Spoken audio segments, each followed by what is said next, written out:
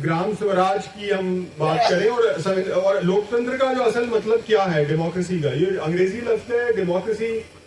तो डेमोक्रेसी के अगर आपको इस शब्द को तोड़ के देखें तो इसमें डेमोक्रेसी आता है। तो डेमो मतलब लोग होते हैं और क्रेसी मतलब रूल करना, राज करना, प्रशासन करना या शासन करना। तो लोग अपनी जिंदगी को खुद मैनेज करें, ये है डेमोक्रेसी का concept. Self management, self organisation, सारे डिसीजन वो खुद लें, यानी ऑटोनॉमी, स्वायत्तता। स्वायत्तता भी कहते हैं हिंदी में, ऑटोनॉमी कहते हैं अंग्रेजी में। तो ये कॉन्सेप्ट है। तो मुझे याद है कि जब मैं वर्धा आया था पिछली बार, तो इस पे ही मैंने प्रेजेंटेशन दिया था। और ये भी जब मैंने डेमोक्रेसी के कॉन्सेप्ट को समझा तो मैंने देखा कि अब डेमोक्रेसी को समझने का तरीका क्या है। पहली बात तो ये कि ये जो अंग्रेजी लफ्ज है डेमोक्रेसी, हिंदी में बोल देते हैं लोकतंत्र या जनतंत्र, जमहूरियत भी कहते हैं उर्दू में। तो ये जितने लफ्ज हैं ये सब एक अंग्रेजी कॉन्सेप्ट की अनुवाद के तौर पे इस्तेमाल होते हैं। लेकिन लोग ये नहीं सोचते कि डेमोक्रेसी जो है वो दरअसल कोई अंग्रेजों की देन नहीं है। हालांकि इसको इस तरीके से पेश किया जाता है कि जैसे डेमोक्रेसी जो है वो अंग्रेजों का बनाया हुआ कॉन्सेप्ट है और इसकी पूरी कहानी सुनाई जाती है। यानी जो लोग स्कूल कॉलेजेस में पढ़ते हैं उसके करिकुलम में आपको बताया जाता है कि डेमोक्रेसी जो है वो ग्रीस में स्टार्ट हुई, यूनान में, जो प्राचीन यूनान में स्टार्ट हुई। और वहां पे जी छोटी छोटी कम्युनिटीज होती थी, बल्कि छोटे छोटे शहर होते थे। जैसे एथेंस एक शहर है यूनान का, वहां से डेमोक्रेसी की शुरुआत हुई। और उसमें शुरू में तो सबको अधिकार नहीं था अपनी बात कहने का या अपना मत देने का, लेकिन फिर धीरे धीरे ज्यादा लोगों को शामिल किया गया। पहले सिर्फ जो अमीर लोग होते थे उनका वो बैठते थे, उनकी सभा होती थी और वो सारे डिसीजन लेते थे कि सारा कम्युनिटी कैसे चलेगी। फिर धीरे धीरे और लोगों को शामिल किया गया, जो वो उन लोगों को भी शामिल किया गया जिनके जो अमीर नहीं है, जिनके पास प्रॉपर्टी नहीं है। और इस तरीके से वो दायरा बढ़ाया गया और फिर धीरे धीरे डेमोक्रेसी की शुरुआत हुई। लेकिन ये सिर्फ कहानियां हैं, जैसे लोक कथाएं होती हैं, ये सिर्फ कहानियां हैं। दरअसल डेमोक्रेसी तो हर जगह है जहां पे इंसान रहते हैं और वो इंसान कम्युनिटी में रहते हैं। तो मैंने जब डेमोक्रेसी को समझा तो मैंने पाया कि एक्चुअल में डेमोक्रेसी और कुछ नहीं है, कम्युनिटी लिविंग है और कुछ भी नहीं है। कम्युनिटी हमारे गांव हैं जो सबसे प्राचीन हमारी कम्युनिटीज हैं, वहां पे सारी व्यवस्था तो खुद चलती थी, ऑटोनोमसली चलती थी। कोई बाहर से कोई डिसीजन नहीं लिए जाते थे, वो सारी व्यवस्था उनकी अपनी थी, अपने डिसीजन लेते थे। इवन जुडिशरी भी अपनी हो गई, अदालत भी, क्योंकि अगर लड़ाई झगड़े होते थे या कुछ भी होता था तो जो पंचायत वगैरह है वो फैसले करती थी। तो सभी कुछ तो अपना था और बाहर से आपको कोई चीज की जरूरत ही नहीं है। तो जो स्वायत्तता की अपनी व्यवस्था, स्वतंत्रता वाली व्यवस्था जो थी अपनी, कि सारे फैसले हमने खुद लेने हैं, बाहर से कोई फैसला हमें नहीं चाहिए, बाहर से कोई पॉलिसी नहीं चाहिए। और स्वावलंबन की, बाहर से हमें कोई किसी चीज की जरूरत भी नहीं है, क्योंकि हम खुद अपना उगा सकते हैं, अपना खा सकते हैं। तो ये हमारी व्यवस्था थी। तो ये डेमोक्रेसी है। अब इसमें ग्रीस से हमने कुछ लेने की जरूरत क्या है, यूनान से कुछ लेने की जरूरत क्या है। लेकिन आपको जो किताबों में पढ़ाई जाती है डेमोक्रेसी, वो अंग्रेजों, जो पश्चिमी सभ्यता है, उन्होंने पूरी दुनिया में ये एजुकेशन के थ्रू ये प्रोपेगेंडा फैला दिया कि डेमोक्रेसी तो हमारी इजाद है, ये हमारी इजाद है, हमने इसको इन्वेंट किया है और पूरी दुनिया में हमने फैलाया है। तो पूरी दुनिया में आज भी ये फ्रॉड, ये प्रोपेगेंडा चल रहा है कि पश्चिम सभ्यता ने दुनिया में डेमोक्रेसी फैलाई है। और डेमोक्रेसी के नाम पे इन्होंने क्या क्या कुकर्म किए हैं पश्चिम के देशों ने, जो आज तक कर रहे हैं। आज अमेरिका पश्चिमी साम्राज्यवाद का नेता है और वो कह रहा है कि हम पूरी दुनिया में डेमोक्रेसी एक्सपोर्ट कर रहे हैं। जैसे उन्होंने डेमोक्रेसी एक्सपोर्ट की अफगानिस्तान में, जैसे उन्होंने डेमोक्रेसी एक्सपोर्ट की इराक में, उनको बर्बाद कर दिया। तो कहा कि पहले यहाँ पे तानाशाही थी और हम यहाँ पे आए, हमने इन पे हमला किया और अपनी व्यवस्था इन पे थोपी और अब वहां पे डेमोक्रेसी है। जबकि अब जो वहां पे कोई भी व्यवस्था होगी जिसपे अमेरिकन साम्राज्यवाद का प्रभाव है, वो सब अमेरिका के पिट्ठू हैं। तो डेमोक्रेसी नहीं है वहां पे। जहां पे अमेरिका ने जिन देशों को बर्बाद किया है, चाहे वो सीरिया हो चाहे कोई और देश हो, वहां पे अमेरिका के पिट्ठू हैं। अभी सीरिया में एक, जिसको ये पहले एक दहशतगर्द कहते थे, आतंकवादी कहते थे, आज वो उसको गले लगा रहे हैं अमेरिका का प्रेसिडेंट, जो सीरिया में इन्होंने एक बागी खड़ा किया था। तो पहले कल तक वो उनके लिए टेररिस्ट था और आज उसको वो कह रहे हैं कि ये हमारा पार्टनर है। तो पूरी दुनिया में जो पश्चिम का डेमोक्रेसी का सिद्धांत है वो फ्रॉड है। दरअसल डेमोक्रेसी हर एक वहां पे है जहां पे कम्युनिटी में लोग जीना जानते हैं और जानते हैं कि स्वायत्तता के साथ और स्वावलंबन के साथ कैसे जिया जाता है, अपनी जिंदगी के डिसीजन खुद लिए जाते हैं। हमें अपनी जिंदगी के सारे डिसीजन खुद लेने पड़ेंगे। और न्यू वर्ल्ड ऑर्डर जो है वो क्या है, आपको जो थोड़ा बहुत स्वावलंबन और स्वायत्तता और स्वतंत्रता हमारी बची है उसको भी खत्म कर देना, और पूरे जीवन जो है वो आपका दूसरे लोग को संचालित करेंगे। आप रोबोट की तरह होंगे, कठपुतली की तरह होंगे, चाबी से चलने वाले खिलौने की तरह होंगे और आपकी कोई औकात होगी नहीं। ये है आपका बिल्कुल डेमोक्रेसी के ऑपोजिट, यानी ऑटोनॉमी के ऑपोजिट होता है, अंग्रेजी में बोलते हैं हेटेरोनॉमी। तो ऑटोनॉमी शब्द का मतलब हो गया स्वायत्तता, डिसीजन हम खुद लेंगे, सारी मोटिवेशन हमारी होगी, सारे हम अपने काम खुद करेंगे, और स्वतंत्र। और हेटेरोनॉमी का मतलब परतंत्रता, इसका बिल्कुल विपरीत, बिल्कुल उलट, बरअक्स। तो वो हो गया आपका हेटेरोनॉमी, उसको कहते हैं। तो अगर आप इंसानी तथा ये जो सो कॉल्ड तथाकथित इंसानी जो तहजीब है उसका अगर आप विकास देखो तो वो यही है। ऑटोनॉमी से हम हेटेरोनॉमी की तरफ गए हैं। और क्रांति किसे कहेंगे? क्रांति कहेंगे अब उल्टा रास्ता जाना है, वापस हेटेरोनॉमी से ऑटोनॉमी की तरफ जाने, ये क्रांति है। जैसे एक सर्कल होता है, एक दायरा होता है, उसमें इस पॉइंट से आप स्टार्ट किए, अब इसी पॉइंट पे आपको वापस आना है तो रेवोल्यूशन पूरी होती है। इसको अंग्रेजी में रेवोल्यूशन कहते हैं, दायरे को। तो जब दायरे पे आप चलोगे ना, जो आपका जो पाथ बनेगा, जो रास्ता बनेगा, वो बिल्कुल गोल होगा। तो जिस पाथ से आपने शुरू किया था, आज से हमारे पुरखों ने, जब हम कम्युनिटी में जीते थे, आजाद थे, हमारी अपनी जमीन थी, हम अपना खाते थे, उगाते थे, अपना फैसले करते थे, हमें बाहर से कोई चीज नहीं चाहिए, कोई हमें बादशाह नहीं चाहिए जिसका डिसीजन हम माने, कोई हमें सेंट्रल केंद्रीकृत व्यवस्था नहीं चाहिए जिसका डिसीजन हमें मानना पड़े। हम अपनी जिंदगी के फैसले खुद कर सकते हैं और अपने लिए जो भी प्रोवाइड करना है वो खुद कर सकते हैं अपनी मेहनत से।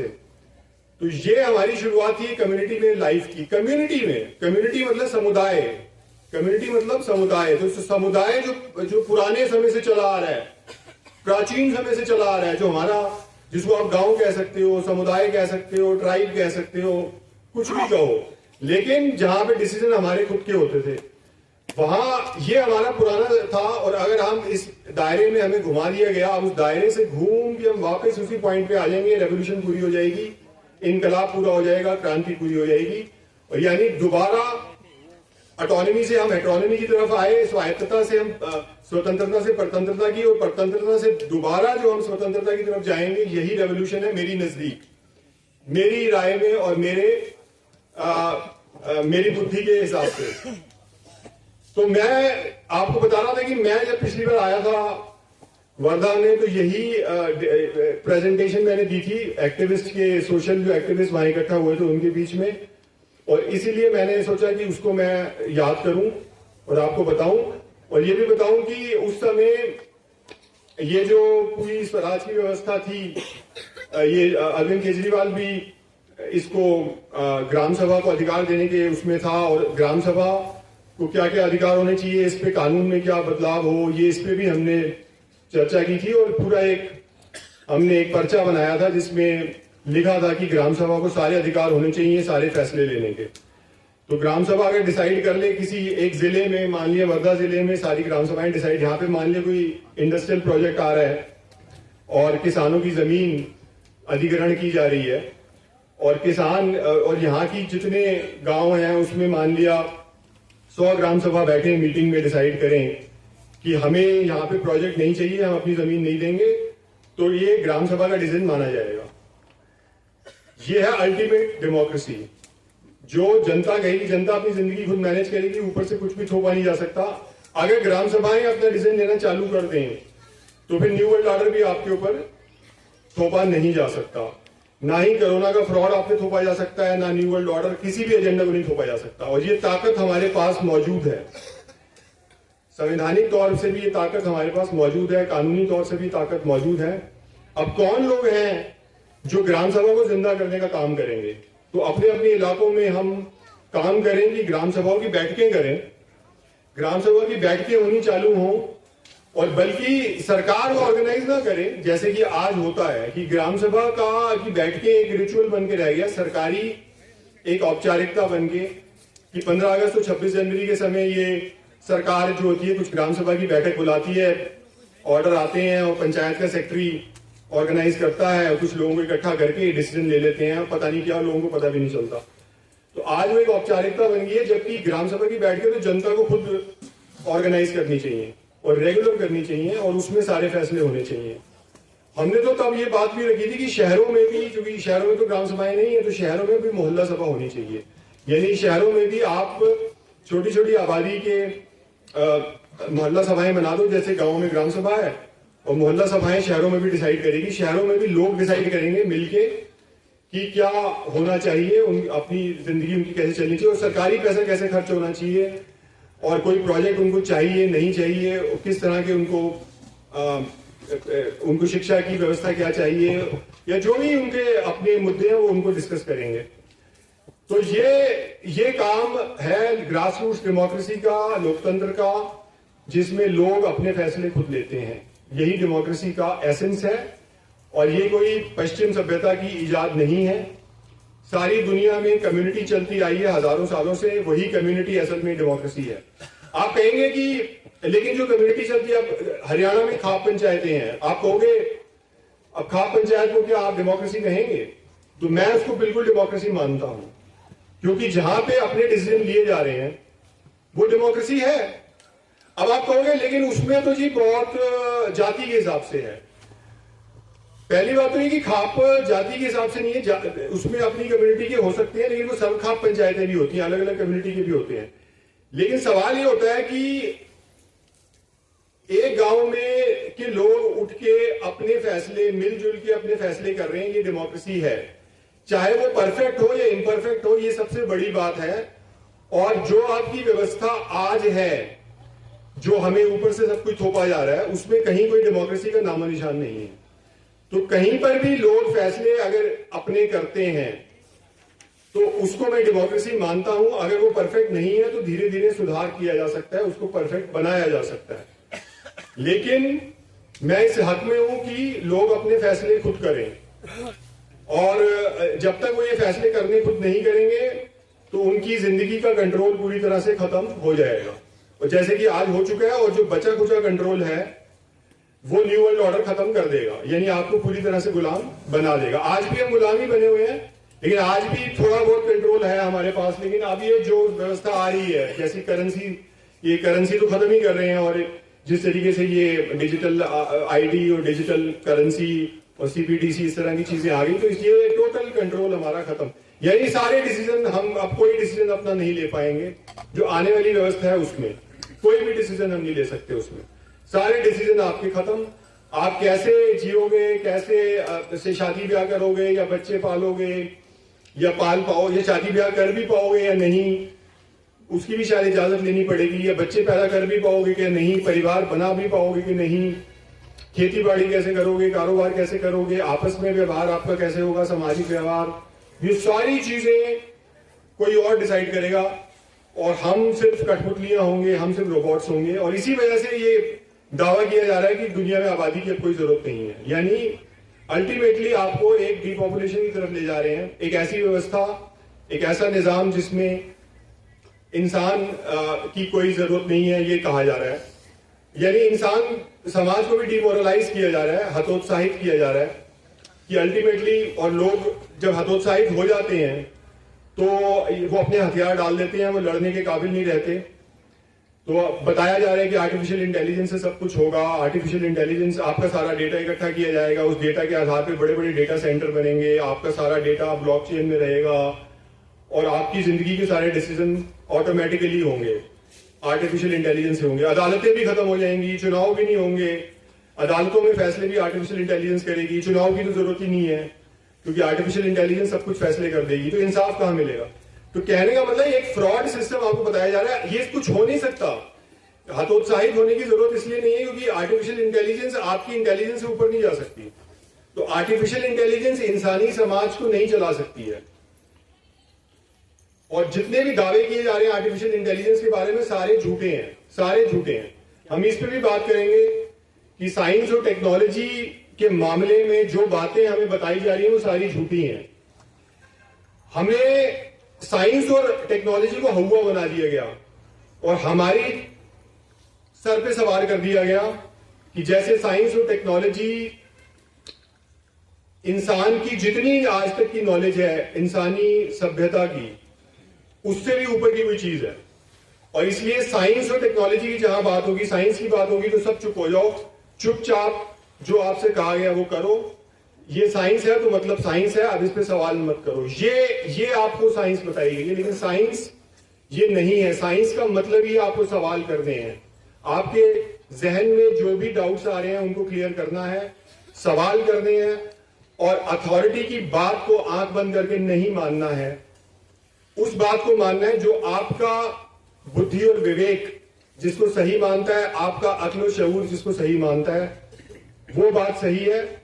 बाकी आपको सवाल करने हैं और अपने अक्ल और शऊर का इस्तेमाल करना है, उससे अपनी जिंदगी को संचालित करना है, ना कि जो अथॉरिटी आपसे कह रही है उसकी बात को मानते हुए। तो डेमोक्रेसी से बिल्कुल मेल खाती है जो असल साइंस है, लेकिन असल साइंस इस दुनिया में रही नहीं है। इस दुनिया में अब फेक साइंस चलती है, बिल्कुल झूठी फ्रॉड साइंस। और टेक्नोलॉजी का इस्तेमाल भी लोगों को गुलाम बनाने के लिए कर रहे हैं। तो साइंस और टेक्नोलॉजी है जो गुलाम बनाने का टूल है।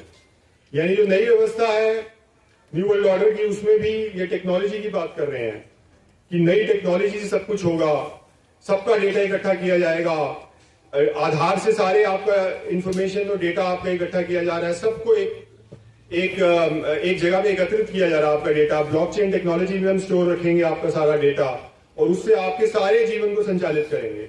यानी इंसान की इंडिविजुअली भी, व्यक्ति के लेवल पे भी, व्यक्तिगत लेवल पे भी आपको संचालित किया जाएगा और समाज के लेवल पे, समुदाय के लेवल पे भी आपकी जिंदगी को पूरी तरह से संचालित किया जाएगा, कंट्रोल किया जाएगा। तो ये व्यवस्था आपको बताई जा रही है।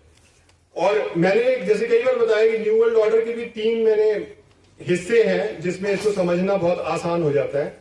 एक तो मैंने बताया कि एक क्लाइमेट चेंज का एजेंडा है, जलवायु परिवर्तन का एक झूठा फ्रॉड एजेंडा, जिसकी झूठा विज्ञान है, बिल्कुल झूठा विज्ञान, और जिसमें एजेंडा 21 आ जाता है, जो 1992 में जो संयुक्त राष्ट्र की जो बैठक हुई थी ब्राजील में, रियो डी जेनेरो ब्राजील का शहर है, वहां पे, इसको रियो कॉन्फ्रेंस कहते हैं, अर्थ समिट भी कहते हैं। वहां पे जो दुनिया के जितने भी देश हैं उन्होंने साइन किया था एग्रीमेंट, जिसको एजेंडा 21 कहते हैं, एजेंडा 21 या एजेंडा 21वीं सदी का एजेंडा, और जो बाद में मिलेनियम डेवलपमेंट गोल्स कहलाया सन 2000 में, एमडीजीज, मिलेनियम डेवलपमेंट गोल्स उसको कहा गया। 15 साल तक वो चला, 2015 तक, और 2015 में फिर से संयुक्त राष्ट्र की बैठक में ये एग्रीमेंट साइन हुआ और उसको नाम दिया गया एसडीजी का, sustainable development goals, SDGs, agenda 2030, जो 2015 से लेकर 2030 तक चल रहा है। अब 2025 आ गया, 5 साल और चलेगा। तो ये संयुक्त राष्ट्र का एजेंडा जो 2015 में भारत सरकार ने जिस पे दस्तखत किए, तो ये एजेंडा है जो हमारी जिंदगी का पूरा घेराव कर लेता है, जो 360 डिग्री घेराव कर लेता है। यानी जिंदगी का कोई ऐसा एस्पेक्ट नहीं, जिंदगी का कोई ऐसा पहलू नहीं जो इसके कंट्रोल में नहीं आ रहा, चाहे वो सामाजिक जीवन हो, आर्थिक जीवन हो, खेती बाड़ी, कारोबार, पढ़ाई लिखाई, उद्योग धंधा, कुछ भी हो, खान पान, सब कुछ, सब चीजों पे कंट्रोल करने का एजेंडा है ये। इसमें 17 सस्टेनेबल डेवलपमेंट गोल्स हैं, सतत विकास के लक्ष्य 17 हैं, एक साथ 17, और 169 इसके सब गोल्स हैं, 169। तो आप सोचो कि 17 अगर आप देखोगे वो गोल्स क्या हैं यूनाइटेड नेशंस के, संयुक्त राष्ट्र के, तो वो सब यही है कि हम गरीबी हटा देंगे, पूरी दुनिया से गरीबी हट जाएगी, जीरो पॉवर्टी, हम भूख हटा देंगे, हंगर खत्म कर देंगे। अब गरीबी हटा देंगे नहीं, एक्चुअल में अगर आप देखें तो गरीबों को हटाने का काम चल रहा है, यानी डीपॉपुलेशन का काम चल रहा है।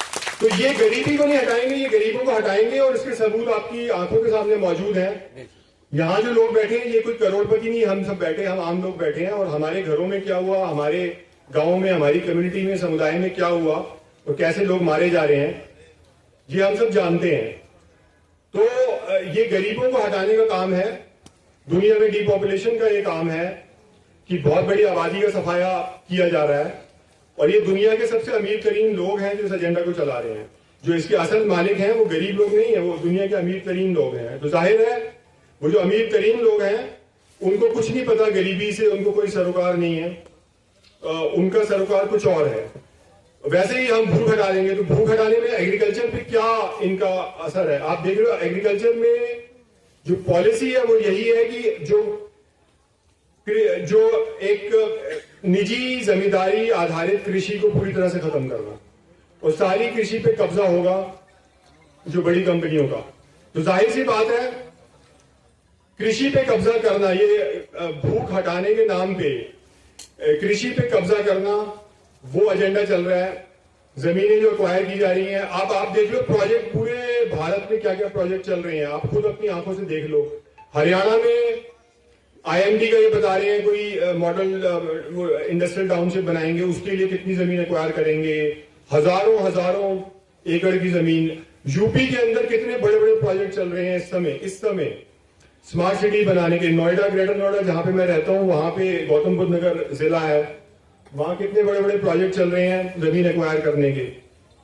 तो मतलब आप हैरान रह जाओगे कि हजारों करोड़ की कृषि भूमि का अधिग्रहण चल रहा है, लोगों से जबरदस्ती किसानों से जमीन जो एक्वायर की जा रही है, और वहां पे ये फ्रॉड जो स्मार्ट सिटीज बनाने के काम चल रहे हैं, जो कि सब न्यू वर्ल्ड ऑर्डर का एजेंडा है। स्मार्ट सिटी में कोई आपकी आजादी नहीं होगी, आपकी टोटल सर्वेलेंस होगी, निगरानी और नियंत्रण की व्यवस्था है, जिसमें आप बिल्कुल आजादी की एक सांस भी नहीं ले पाओगे, और आपका सारा डेटा इकट्ठा करके आपके जीवन को संचालित किया जाएगा। ये स्मार्ट सिटी का कॉन्सेप्ट है। और जितनी मल्टी स्टोरी बिल्डिंग्स बन रही हैं पूरे भारत में, ये सब स्मार्ट सिटीज हैं। यानी अब आज हाउसिंग का एक ही चॉइस आपके पास बची है, एक ही विकल्प आपके पास बचा है, और वो है मल्टी स्टोरी बिल्डिंग्स में रहना। यानी शहरों में एक समय था कि पहले प्लॉट भी मिल जाते थे, अपना घर भी आप उस पर बनवा सकते थे, इंडिपेंडेंट हाउस, लेकिन अब वो कॉन्सेप्ट वो भी खत्म होता जा रहा है। अब जो पूरे भारत में जो शहरीकरण हो रहा है उसमें मल्टी स्टोरी बिल्डिंग्स में ही आपको घर मिलेंगे, छोटे छोटे कबूतर खाने जिनमें आप रहोगे। तो जो गांव से भी लोग उजाड़े जाएंगे वो कहां रहेंगे, इन्हीं कबूतर खानों में रहेंगे, जेल खानों में रहेंगे। तो ये इनका फ्यूचर का प्लान है कि सारी आबादी को मल्टी स्टोरी बिल्डिंग्स में घुसेड़ा जाए। और यानी जैसे आज जो रह रहे हैं शहरों में लोग मल्टी स्टोरी बिल्डिंग्स में, देख लो उनकी जिंदगी क्या है, कितनी घटिया जिंदगी वो गुजार रहे हैं। और जब ये लॉकडाउन लगे 2020 में, तो उनके जीवन कैसा था, उन पे सारी पाबंदियां थोपी गई, उन पे मास्क पहनाए गए, बच्चों को मास्क पहनाए गए। तो जो जीवन है ये मल्टी स्टोरी हाउसिंग सोसाइटीज में जो बड़े बड़े शहरों में बन रही हैं, उनमें लोगों का जीवन कैदियों की तरह है, वैसे वो जीवन गुजार रहे हैं। और कोई वहां पे लोकल डेमोक्रेसी जैसी कोई बात नहीं है। वहां पे हाउसिंग सोसाइटियों की अपनी सोसाइटियां भी बनी हुई हैं जो लोकल सोसाइटियां होती हैं, लेकिन वहां पे लोगों में कोई हिम्मत नहीं कि वो जनता के मुद्दों पे बात करें। जो सरकारी प्लान होता है, जो सरकारी आदेश होता है, उसको इम्प्लीमेंट करते हैं, जैसे कि हमने लॉकडाउन के समय देखा। और छोटे छोटे कारोबार जो है शहरों में खत्म किए जा रहे हैं। गुड़गांव में इस समय, हरियाणा में पूरा जो अनऑथराइज्ड जो छोटे छोटे काम करने वाले हैं उनको भगाया जा रहा है, कोई रेडी पे काम करता है उसको भगाया जा रहा है। तो जो आपकी सारी अर्थव्यवस्था है जिससे पूरा भारत चलता है, वो है आपकी इनफॉर्मल इकोनॉमी, जिसको आप असंगठित क्षेत्र भी कहते हैं। पूरा असंगठित क्षेत्र को खत्म किया जा रहा है, यानी आप कोई कारोबार करने लायक नहीं बचोगे। छोटे कारोबार सारे खत्म किए जा रहे हैं, रेडी लगाना भी मुश्किल हो जाएगा। सबका डिजिटल आईडी होना चाहिए। शहरों में भी ये भगा रहे हैं लोगों को कि आप इमिग्रेंट लेबर हो, भागो, और आप कहां से आए हो जी, आप तो किसी को बांग्लादेशी के नाम पे या किसी को किसी भी नाम पे, या आधार कार्ड दिखाओ, ये दिखाओ, वो दिखाओ। छोटे कारोबार नहीं करने दे रहे। वीकली मार्केट लगती है दिल्ली एनसीआर में, हर साप्ताहिक हाट वगैरह लगती है जिसमें लोग सामान वगैरह बेचते हैं, मंडी सब्जी मंडी लगाते हैं, सब कुछ उन पे भी पाबंदियां चल रही हैं दिल्ली जैसे शहरों में और दिल्ली के आसपास के जितने बड़े शहर हैं। तो ये पूरा छोटे कारोबारों पे गाज गिर रही है, छोटे कारोबार खत्म किए जा रहे हैं। एक ओएनडीसी इन्होंने बना रखी है, एक प्लेटफॉर्म जिसको कहते हैं open network for digital commerce, जिसमें ये कह रहे हैं कि जितने छोटे कारोबार हैं, छोटे उद्योग हैं, सबकी अपना डिजिटल आईडी होनी चाहिए। और अगर आप ओएनडीसी में डिजिटल आईडी के साथ रजिस्टर नहीं होते तो आपको कारोबार हम नहीं करने देंगे। तो इनका विजन क्या है, प्लान क्या है कि आने वाले समय में छोटे कारोबार हम नहीं करने देंगे, कोई काम धंधे नहीं करने देंगे जब तक आपकी डिजिटल आईडी नहीं होगी। हम आपको खेती किसानी भी नहीं करने देंगे जब तक आपकी डिजिटल आईडी नहीं होगी। तो फार्मर्स की भी आईडी बन रही है और आधार हर एक चीज से लिंक हो रहा है। हर एक चीज से आधार लिंक होने का मतलब यह है कि आधार में ही सारा डेटा आपका इकट्ठा किया जा रहा है बायोमेट्रिक टेक्नोलॉजी के जरिए। तो बायोमेट्रिक टेक्नोलॉजी में आपका सारा डेटा, संपूर्ण डेटा को एकत्रित किया जा रहा है हर एक व्यक्ति का। यानी हर एक व्यक्ति का अगर सारा डेटा एक जगह पे इकट्ठा हो गया तो आपको पूरी तरह से कंट्रोल किया जा सकता है। बिल्कुल वैसे ही जैसे अगर आप मुझे अपने घर अपनी सारी इंफॉर्मेशन आप मुझे दे दो कि आपके पास कितनी प्रॉपर्टी है, कितना आपके पास सोना चांदी है, कितना आपके बैंक में है, कितना आपकी प्रॉपर्टी की कीमत है, क्या आपके घर में चल अचल संपत्ति, सारा आप मुझे डेटा दे दो तो मैं तो लूट लूंगा आपको। मुझे पता है आपके पास इतना पैसे है, इतनी ज्वेलरी है। ये तो वैसे अगर आपने सरकार को सारा डेटा दे दिया तो सरकार आपको कहीं का नहीं छोड़ेगी, सब कुछ आपका खत्म हो जाएगा, कुछ नहीं बचेगा। कारोबार तो आप वैसे भी नहीं कर पा रहे। अब इनकम आपकी अगर खत्म हो गई तो प्रॉपर्टी भी खत्म हो जाएगी। आज आपके पास प्रॉपर्टी चाहे कितनी भी हो, कल को आपकी इनकम ही नहीं है, आमदनी नहीं है, तो धीरे धीरे आप सब कुछ बेच दोगे, खत्म हो जाएगा सब।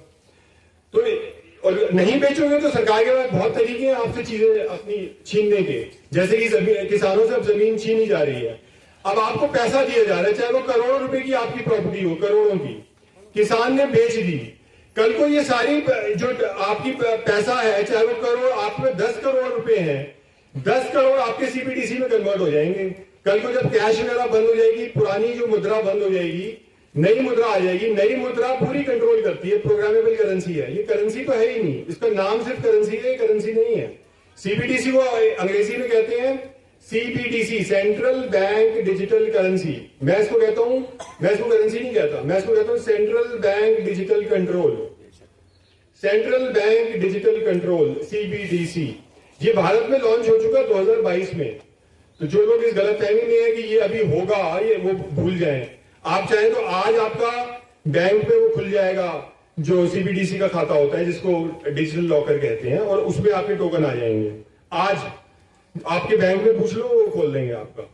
तो ये इंडिया में 2022 में 3 साल से ऊपर हो गया, ये भारत में लॉन्च हो चुकी। अब उसके अगली स्टेज भी आ चुकी। मैं 3 स्टेज में बताता हूं। एक डिजिटल आईडी लॉन्च हुई थी जिसकी अथॉरिटी बनी थी 2009 में।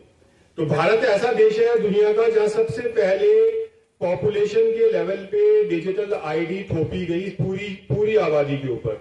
और भारत सरकार का यह दावा है कि भारत की टोटल जितनी आबादी है, हमने सबके आधार कार्ड बना दिए।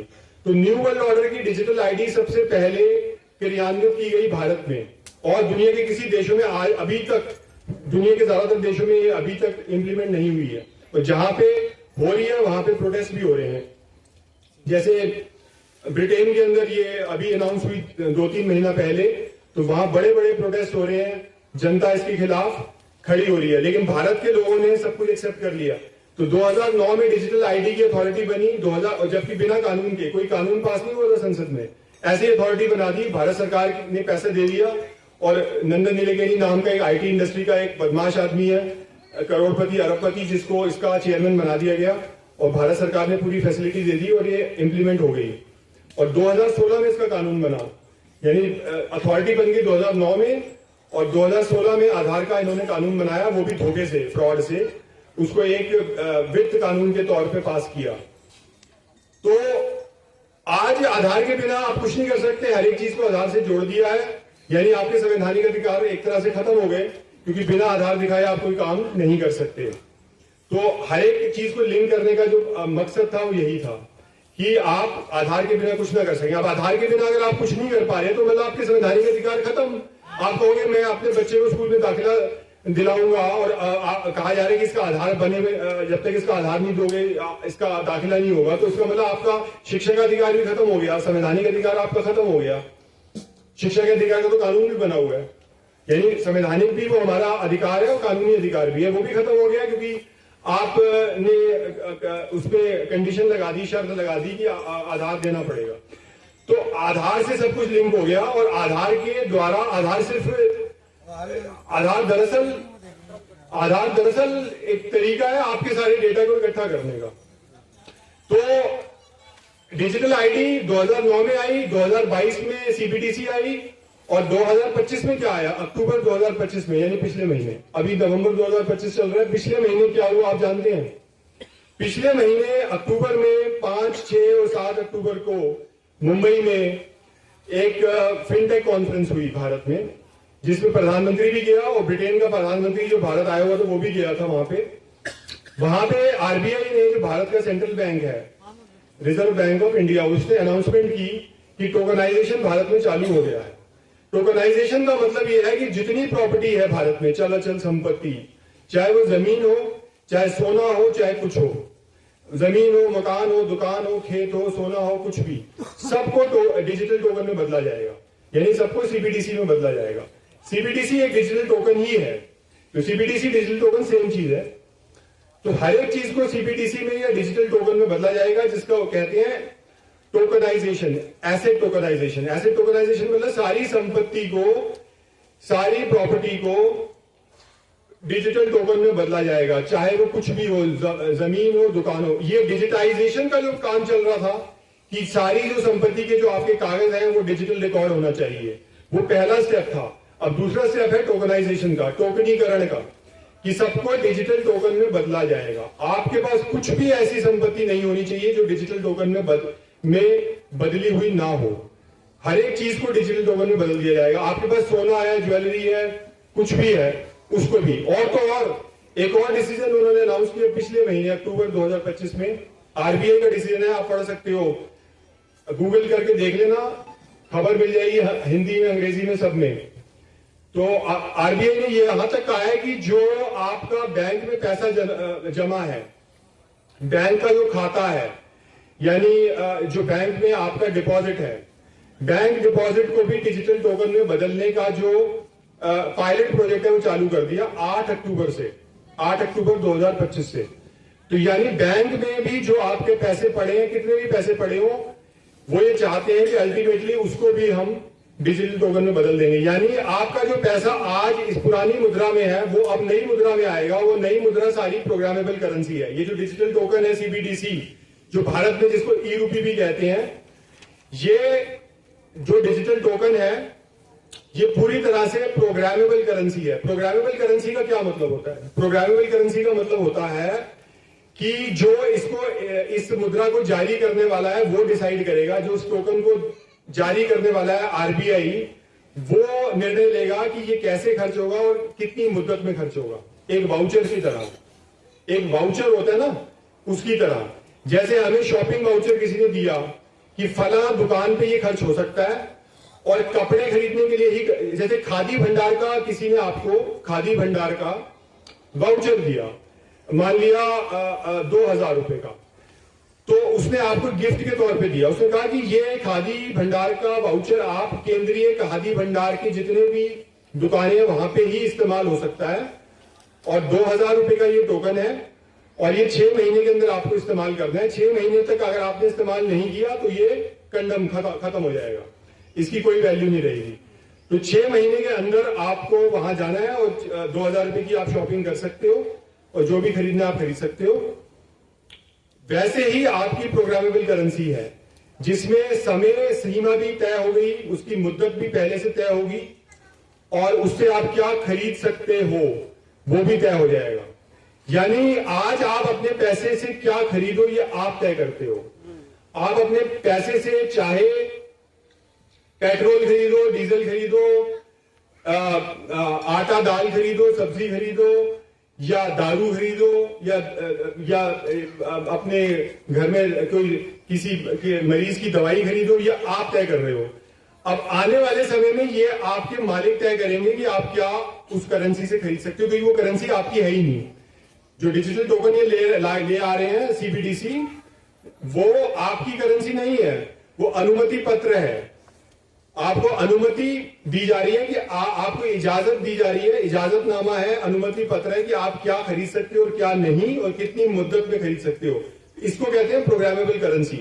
तो एक बार आपके स्मार्टफोन में ये डिजिटल करेंसी आ गई और पुरानी मुद्रा इन्होंने खत्म कर दी, तो आप टोटल कंट्रोल में आ जाओगे, पूरे कंट्रोल में, और सारा आपका अपने जीवन पे जो कुछ भी थोड़ा बहुत जो नियंत्रण आज बचा है वो भी खत्म हो जाएगा। और आप क्या खा सकते हो, क्या पी सकते हो, किस चीज का उपभोग कर सकते हो, किस चीज का नहीं, ये आपके वो लोग तय करेंगे जो इस डिजिटल टोकन को जारी कर रहे हैं, जो कि आरबीआई है। ये पूरी दुनिया में सिस्टम आ रहा है, इसलिए पूरी दुनिया में इसके खिलाफ एहतजाज हो रहे हैं, प्रोटेस्ट हो रहे हैं पूरी दुनिया में। अमेरिका में हो रहे हैं, कनाडा में हो रहे हैं, यूनाइटेड किंगडम में हो रहे हैं, यूरोप में हो रहे हैं, ऑस्ट्रेलिया, न्यूजीलैंड, जितने विकसित देश हैं सब जगहों पे हो रहे हैं, और जो विकसित देश नहीं भी है वहां भी हो रहे हैं। लेकिन भारत में इस पे अभी तक कोई चर्चा ज्यादा नहीं हो रही, कोई लोग बात नहीं कर रहे हैं, लोगों को जानकारी भी नहीं है।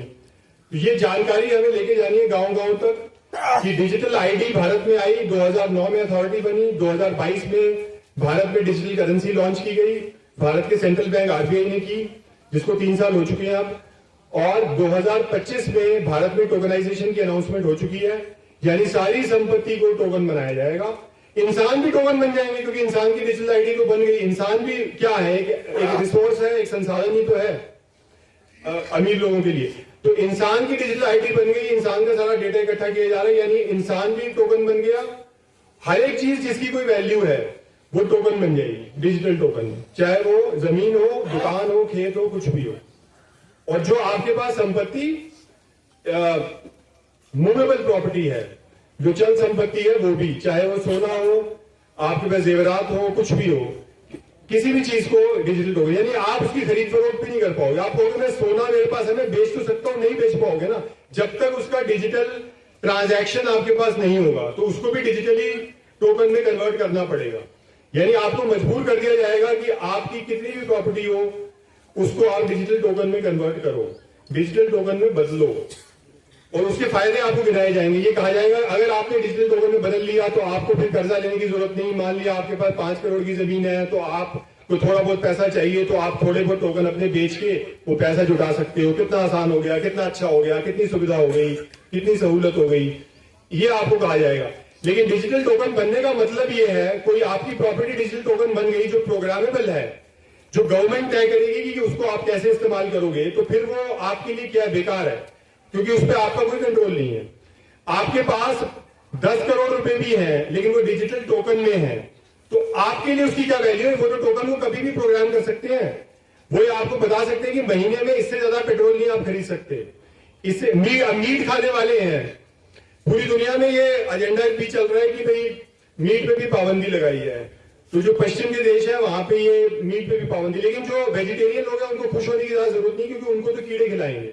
सवाल यह है कि भारत के जो लोग हैं, भारत में तो ये इस पर बहुत सियासत होती है ना कि मीट खाने वाले और जो वेजिटेरियन है उनके बीच में, लेकिन ये खाना पीना भी आपका कंट्रोल करेंगे, क्योंकि एक तरफ तो ये कह रहे हैं कि हम मीट खाना जो है बिल्कुल कम करवा देंगे, और क्योंकि उससे जो पर्यावरण को नुकसान पहुंच रहा है और ये सब बातें, तो ये उसके भी कोटा बांध देंगे कि क्या आप खा सकते हो और क्या नहीं खा सकते। लेकिन जो वेजिटेरियन लोग हैं उसके लिए ये कह रहे हैं कि कीड़े मकोड़े भी खिलाए जाएंगे, यानी कीड़े मकोड़े में प्रोटीन होता है, तो दूध वगैरह और डेयरी इंडस्ट्री को भी बंद करना चाहते हैं। केवल ये मीट इंडस्ट्री को बंद नहीं करना चाहते, ये चाहते हैं डेयरी इंडस्ट्री, दूध का व्यापार भी सारा खत्म हो, और उसकी जगह प्रोटीन की जो व्यवस्था होनी चाहिए वो कीड़े मकोड़ों से होगी, क्योंकि कहते हैं कि कीड़े मकोड़े जो होते हैं, कॉकरोच वगैरह, उसमें प्रोटीन बहुत होता है। तो ये आपके खाने पीने पे भी कंट्रोल करेंगे। यूरोपियन यूनियन में जो बहुत सारे देश हैं यूरोप के, वहां पे ऑलरेडी कीड़े मकोड़े इस्तेमाल होते हैं प्रोसेस फूड में। आज भारत में भी बहुत सारा जो प्रोसेस फूड आ रहा है उसमें कीड़े मकोड़ों के पाउडर वगैरह इस्तेमाल हो रहे हैं। तो खाने पीने पे भी कंट्रोल।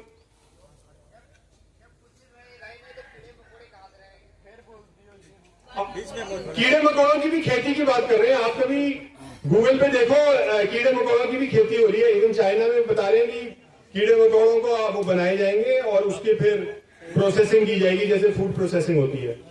तो मैं आपसे कहना चाहता हूं कि हर एक चीज पे कंट्रोल, अगर आपके पास केवल और केवल सीबीडीसी है, ई रूपी है, डिजिटल टोकन है, जिसको प्रोग्राम किया जा सकता है, जो प्रोग्रामेबल करेंसी है, तो फिर आपका सारा कंट्रोल खत्म, अपनी जिंदगी पे आपका सारा कंट्रोल खत्म, और दूसरे लोग डिसाइड करेंगे जो वो करेंसी जारी कर रहे हैं कि आप क्या चीज ले सकते हैं मार्केट में, क्या चीज खरीद सकते हैं, क्या चीज बेच सकते हैं।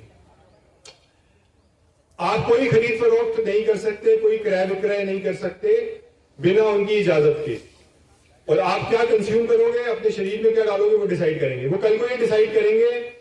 आपका कभी भी ये जो डिजिटल आपका स्मार्टफोन में जो आपका बनेगा, जो ये डिजिटल वाउचर या ये क्या बोलते हैं इसको, ये जो खाता खुलेगा सीबीडीसी का, वो कभी भी बंद कर देंगे। वो कहेंगे आपने वैक्सीन नहीं लगवाई तो आप का सोशल क्रेडिट कम हो गया, इसलिए अब हम आपका खाता बंद कर रहे हैं। और आप पेमेंट करते हैं अपने स्मार्टफोन से, जो आपका उसमें खुला हुआ है डिजिटल टोकन का जो खाता, अगर वो बंद कर दिया तो आप कुछ भी नहीं खरीद सकते। पानी की बोतल भी नहीं आप खरीद पाओगे, चाहे आप मर जाओ। खाना नहीं, कुछ नहीं खरीद सकते। तो आपकी सारा डेटा उन्होंने इकट्ठा कर लिया, आपका सारा लेखा जोखा उनके पास है, सुबह से शाम तक आप क्या ट्रांजैक्शन कर रहे हो सब उनको पता है, और सब डेटा उन्होंने आपका ब्लॉकचेन पे जमा कर लिया, ब्लॉकचेन टेक्नोलॉजी के जरिए। अब वो आपको किसी भी तरीके से कंट्रोल करेंगे, किसी भी तरीके से, कि आप क्या करो क्या ना करो, कि ट्रैवल करो या नहीं। ट्रैवल को ये रोकना चाहते हैं लोग ट्रैवल ना करें। स्मार्ट सिटी क्यों बना रहे हैं, जो मल्टी स्टोरी बिल्डिंग्स बना रहे हैं बड़े शहरों में, जहां पे आपको कबूतर खानों में रखा जाएगा, वहां पे आपका पे टोटल कंट्रोल होगा। और ये चाहते हैं कि लोग ट्रैवल ही ना करें। जो भी काम है, ये 15 मिनट सिटी की भी बात कर रहे हैं कि 15 मिनट के दायरे में सारी चीजें उपलब्ध हों आपको कहीं पे दूर जाना ही ना पड़े, आप ट्रैवल ही ना करो, ताकि आपको पेट्रोल डीजल की जरूरत ही ना पड़े। इसीलिए इलेक्ट्रिक व्हीकल लेके आ रहे हैं। कह रहे हैं शहरों में कि पेट्रोल डीजल के जो जितने वाहन हैं उनका रजिस्ट्री हम बंद कर देंगे 1-2 सालों में। जो भारत का ये मंत्री है ना, जो रोड मंत्री है, यहीं का है वो, नागपुर का, ये गडकरी, वो उसने ऐलान कर रखा है कि मैं 2027-28 तक रजिस्टर ही नहीं करूंगा डीजल के व्हीकल्स, और डीजल और पेट्रोल के। और दिल्ली में धरपकड़ जारी है, जिनकी पुरानी गाड़ी है उनको ये बिल्कुल गैर कानूनी तरीके से उनकी गाड़ियां जब्त कर रहे हैं। मेरी भी गाड़ी जब्त हुई है। 1 अगस्त को मेरी पुरानी एक ऑल्टो गाड़ी थी और मैं अपनी वाइफ के साथ जा रहा था, तो वो गाड़ी मेरी छीन ली उन्होंने। पुरानी थी, 17 साल पुरानी थी। लेकिन इस बात पे कि भाई जो नेशनल ग्रीन ट्राइब्यूनल का ये ऑर्डर है कि पुरानी गाड़ी हम जब्त कर रहे हैं, जबकि कानून कुछ नहीं है इसमें, कानून बिल्कुल है ही नहीं, बिना कानून के जब्त कर रहे हैं और कोई कुछ नहीं कर पा रहा, क्योंकि जनता कोई आवाज नहीं उठा रही। तो मैं आपसे कह रहा हूं, पेट्रोल डीजल की गाड़ियों पे भी पाबंदी लगाएंगे। एलपीजी जो इस समय दी जा रही है, जो जिसपे आप चूल्हा अपना खाना पकाते हो, एलपीजी पे भी पाबंदी लगाएंगे, क्योंकि उसको भी ये फॉसिल फ्यूल कह रहे हैं जो पर्यावरण के लिए नुकसानदेह है। ये चाहते हैं सारे काम इलेक्ट्रिक हो, इलेक्ट्रिसिटी से हो, बिजली से सब कुछ हो, खाना भी बिजली से पकाओ, बिजली के चूल्हे पे, गाड़ियां भी आपको इलेक्ट्रिक व्हीकल रखने पड़ेंगे। और इलेक्ट्रिक व्हीकल इतने खतरनाक हैं कि उनमें आग लग रही है और आप मारे जाओगे अगर आप इलेक्ट्रिक व्हीकल खरीदोगे। तो हर एक चीज को इलेक्ट्रिक करने का मतलब है कभी भी उसको रोक सकते हैं। आपकी गाड़ी बीच सड़क में जाती हुई रोक सकते हैं, किल स्विच होता है जिसे आपकी गाड़ी को रोका जा सकता है और आप पे कंप्लीट कंट्रोल किया जा सकता है। तो हर एक चीज आपको कंप्लीट कंट्रोल की तरफ लेके जा रहे हैं। आने वाले समय में डिजिटल करेंसी अगर आपकी जेब में हो, आपके स्मार्टफोन में होगी, और इन्होंने पुरानी मुद्रा को खत्म कर दिया, तो फिर आप टोटल कंट्रोल हो जाएंगे। उसके बाद आप जिंदगी का कोई डिसीजन नहीं ले सकते। ये जो मीटिंग चल रही है, इस तरह की कोई मीटिंग भी नहीं हो सकती, क्योंकि इस तरह की मीटिंग होगी तो आपके सबके अकाउंट बंद हो जाएंगे। जितने लोग यहाँ पे आए हैं सबके अकाउंट बंद। आप पहले वो तो टिकट ही नहीं ले पाओगे अपने गांव से यहाँ आने की, यानी आप अपने गांव से यहाँ आने की टिकट ही नहीं ले पाओगे। तो आज भी आप देख लो, आधार से सब कुछ जुड़ गया। आज आपको रेलवे की टिकट बुक करानी है तो आधार दिखाना है तत्काल में। तो उसी से आप अंदाजा लगा लो कि हर एक चीज को डिजिटल आइडेंटिटी से जोड़ दिया गया है कि बिना आधार दिखाए आपकी टिकट भी बुक नहीं होती रेलवे में। बस की टिकट नहीं मिलेगी, रेलवे की टिकट नहीं मिलेगी, खरीदारी नहीं होगी। आप यूपीआई से अगर फोन से पेमेंट करते हो यूपीआई से, तो यूपीआई आपका आधार से लिंक्ड है, जिसका मतलब यह है कि सुबह से शाम तक जितनी भी आप भुगतान कर रहे हैं, जितनी भी पेमेंट कर रहे हो अपने फोन से, सारी गवर्नमेंट के रिकॉर्ड में जा रही हैं। तो आपके सारे ट्रांजैक्शन लोगों को पता चल रहे हैं। कर्नाटक में जितने आपके दुकानदार हैं, छोटे कारोबारी हैं, उनको टैक्स के नोटिस आ गए कि अरे तुम्हारा तो एक महीने में जी 10 लाख के 20 लाख रुपए के ट्रांजैक्शन हो रहे हैं, तो तुम्हारा ये पैसा कहां आ रहा है, टैक्स दो, जीएसटी पे करो। और वहां पे प्रोटेस्ट कर रहे हैं कर्नाटक में छोटे कारोबारी। तो भाई आपके ट्रांजैक्शन मॉनिटर किए जा रहे हैं, हर एक चीज मॉनिटर हो रही है, सरकार के डेटा में सब इकट्ठा हो रहा है, ब्लॉकचेन में सब इकट्ठा हो रहा है। और ब्लॉकचेन में आई स्मार्ट कॉन्ट्रैक्ट की बात भी आरबीआई ने की है। पिछले महीने जो अनाउंसमेंट हुई है मुंबई में, आरबीआई ने कहा है कि स्मार्ट कॉन्ट्रैक्ट भी भारत में चालू हो गए हैं। टोकनाइजेशन के साथ स्मार्ट कॉन्ट्रैक्ट भी चालू हो गए। स्मार्ट कॉन्ट्रैक्ट का मतलब ये है कि सारी चीजें ऑटोमेट हो जाएंगी, स्वचालित हो जाएंगी, स्वचालित ऑटोमेट हो जाएंगी। हाँ, यानी अगर आपने कर्जा लिया हुआ है तो आपका, मान लिया आपने पे नहीं किया, तो आपके अकाउंट से, जो आपका डिजिटल अकाउंट है, उसमें से अपने आप पैसा निकाला जा सकता है बिना आपकी इजाजत के। तो स्वचालित हो जाएगा सब कुछ स्मार्ट कॉन्ट्रैक्ट के द्वारा। और ये भी अनाउंसमेंट आरबीआई ने पिछले महीने कर दी है। ये आपको सारी अखबारों में मिलेगा, अंग्रेजी अखबारों में देख लो, हिंदी अखबारों में देख लो। मेरा भी एक टेलीग्राम चैनल है, उस पर भी मैंने बहुत सारी पोस्ट डाली है और ये चीजों को एक्सप्लेन किया है, हिंदी में भी किया मैंने, वो आप देख सकते हैं। और अपने गूगल पे करके देख लेना, ये सारी आपको अनाउंसमेंट मिल जाएंगी। स्मार्ट कॉन्ट्रैक्ट्स के बारे में भी पढ़ लेना। तो ये आपका विजन है। तो भारत को गड्ढे में एक डाल दिया गया। दुनिया का कोई और देश नहीं है जहां पे ये जो कंट्रोल का पूरा जो एक निजाम है वो इस हद तक पहुंच चुका है, इस हद तक पहुंच चुके हैं कि आज इस देश की जनता को पूरी तरह से गुलाम बनाने का एजेंडा पब्लिक डोमेन में आ चुका है। आप, कोई कॉन्स्पिरेसी थ्योरी नहीं है, आप खुद इनको पढ़ सकते हो, अखबारों में ये खबरें मौजूद हैं, सब कुछ मौजूद है, अपनी रिसर्च आप कर सकते हो। अपनी रिसर्च करना बहुत जरूरी है। आखिर में मैं रिसर्च पे थोड़ी बात करूंगा कि रिसर्च कैसे की जाती है, क्योंकि हमें नॉलेज जो हासिल करनी है, कोई हमें देखा जाए तो हम, आपने देखा 6 साल में हमारा तजुर्बा क्या है कि हम पे लॉकडाउन थोपे गए, न्यू वर्ल्ड ऑर्डर का पूरा एजेंडा हम पे थोपा जा रहा है, जबकि हमारे पास नॉलेज ही नहीं है, हमारे समाज में नॉलेज ही नहीं है। हम अपनी रिसर्च नहीं कर पाते, जबकि पब्लिक डोमेन में सारी इंफॉर्मेशन मौजूद है, सारी इंफॉर्मेशन मौजूद है, लेकिन हम अपनी रिसर्च नहीं कर पाते। हमें पता ही नहीं कि गवर्नमेंट हम पे क्या क्या पॉलिसियां थोप रही है, वो पॉलिसियां कहां से आ रही हैं। तो हमें जरूरी है कि हम अपनी रिसर्च को खुद करें, ठीक है। हम दूसरों पे मुनहसर ना रहें, दूसरों पे आश्रित ना रहें, और रिसर्च करने के मामले में भी स्वावलंबी बने, ऑटोनोमस बने, खुद मुख्तार बने, ये जरूरी है। और कैसे बनेंगे? अच्छा, अब मेरा जो तजुर्बा 6 साल का वो क्या है, मैं पत्रकार हूं, तो मैंने ये 6 साल में ये देखा कि पहली बात तो ये कि भारत में किसी चीज पे कोई रिसर्च नहीं होती, जबकि आपको अगर अंग्रेजी में इंफॉर्मेशन ढूंढनी है तो सारी इंफॉर्मेशन आपको मिल जाएगी, अंग्रेजी में मिलेगी। भारतीय भाषाओं में कुछ नहीं मिलेगा। हिंदी भाषा में आपको कोई रिसर्च नहीं मिलेगी, कोई वेबसाइट नहीं मिलेगी, कोई पत्रिका नहीं होगी, कोई ऐसा ब्लॉग नहीं होगा, कोई किताब नहीं मिलेगी जो ये सारी बातों को एक्सप्लेन करे। तो आपको ये ज्ञान कैसे प्राप्त हुआ? ये ज्ञान प्राप्त हुआ कि कुछ लोगों ने सोशल मीडिया पे कहना शुरू किया, बातचीत करनी शुरू की। जनता सरकार मोर्चा जैसे लोग हैं जिन्होंने ये सारी बातें की, मीटिंग्स वगैरह कर रहे हैं, और इस तरीके से जानकारी फैली। लेकिन हमारे पास ना तो पहले कोई इंफॉर्मेशन, अपनी रिसर्च मौजूद थी, ना आज है। आज भी हमारे पास कोई वेबसाइट्स नहीं है, कोई हमारे पास संसाधन नहीं है, पत्रिकाएं नहीं है, किताबें नहीं है, जबकि अंग्रेजी में आपको सब कुछ मिलेगा, हर एक चीज जो आपको चाहिए। क्योंकि जो व्यवस्था है, जो ये शैतानी निजाम है, वो अंग्रेजों का ही है, अंग्रेजों का ही है। इसलिए उनकी जबान, जो साम्राज्य की जबान है, साम्राज्य की जबान है, साम्राज्यवाद की जबान है, इंपीरियलिज्म की जबान है, जो वो कौन सी, वो क्या है, वो अंग्रेजी है। तो सारे काम अंग्रेजी में होते हैं, सारी व्यवस्थाएं जो आप पे थोपी जाती हैं गुलाम आपको बनाने की, वो अंग्रेजी में होती हैं, पॉलिसियां अंग्रेजी में लिखी होती हैं। जो हाई कोर्ट में और सुप्रीम कोर्ट में सुनवाइयां होती हैं, मुकदमों के फैसले होते हैं, वो अंग्रेजी में होते हैं। तो आपको कौन बताएगा, आम जनता तक वो बात कैसे पहुंचेगी? वो सारा नॉलेज, वो सारा इल्म आम जनता तक, आवाम तक कैसे पहुंचेगा? उसके लिए अपनी जबानों में कम्युनिकेशन की जरूरत है। अपनी जबानों में सारी मालूमात हमारे पास होनी चाहिए, सारा इल्म होना चाहिए, सारी नॉलेज होनी चाहिए, वो है ही नहीं। तो भाई रिसर्च का जो मकसद है वो है जनता खुद रिसर्च करे, ये ना समझे कि दुनिया में स्कॉलर बैठे हैं, दुनिया में साइंटिस्ट बैठे हैं, दुनिया में डॉक्टर बैठे हैं, दुनिया में पत्रकार बैठे हैं जो आपको ज्ञान देंगे। कोई नहीं देगा, क्योंकि पत्रकार भी बिके हुए हैं, डॉक्टर भी बिके हुए हैं, साइंटिस्ट भी बिके हुए हैं, सब बिके हुए हैं। तो ये नॉलेज देने वाले इस देश में तो कम से कम नहीं है।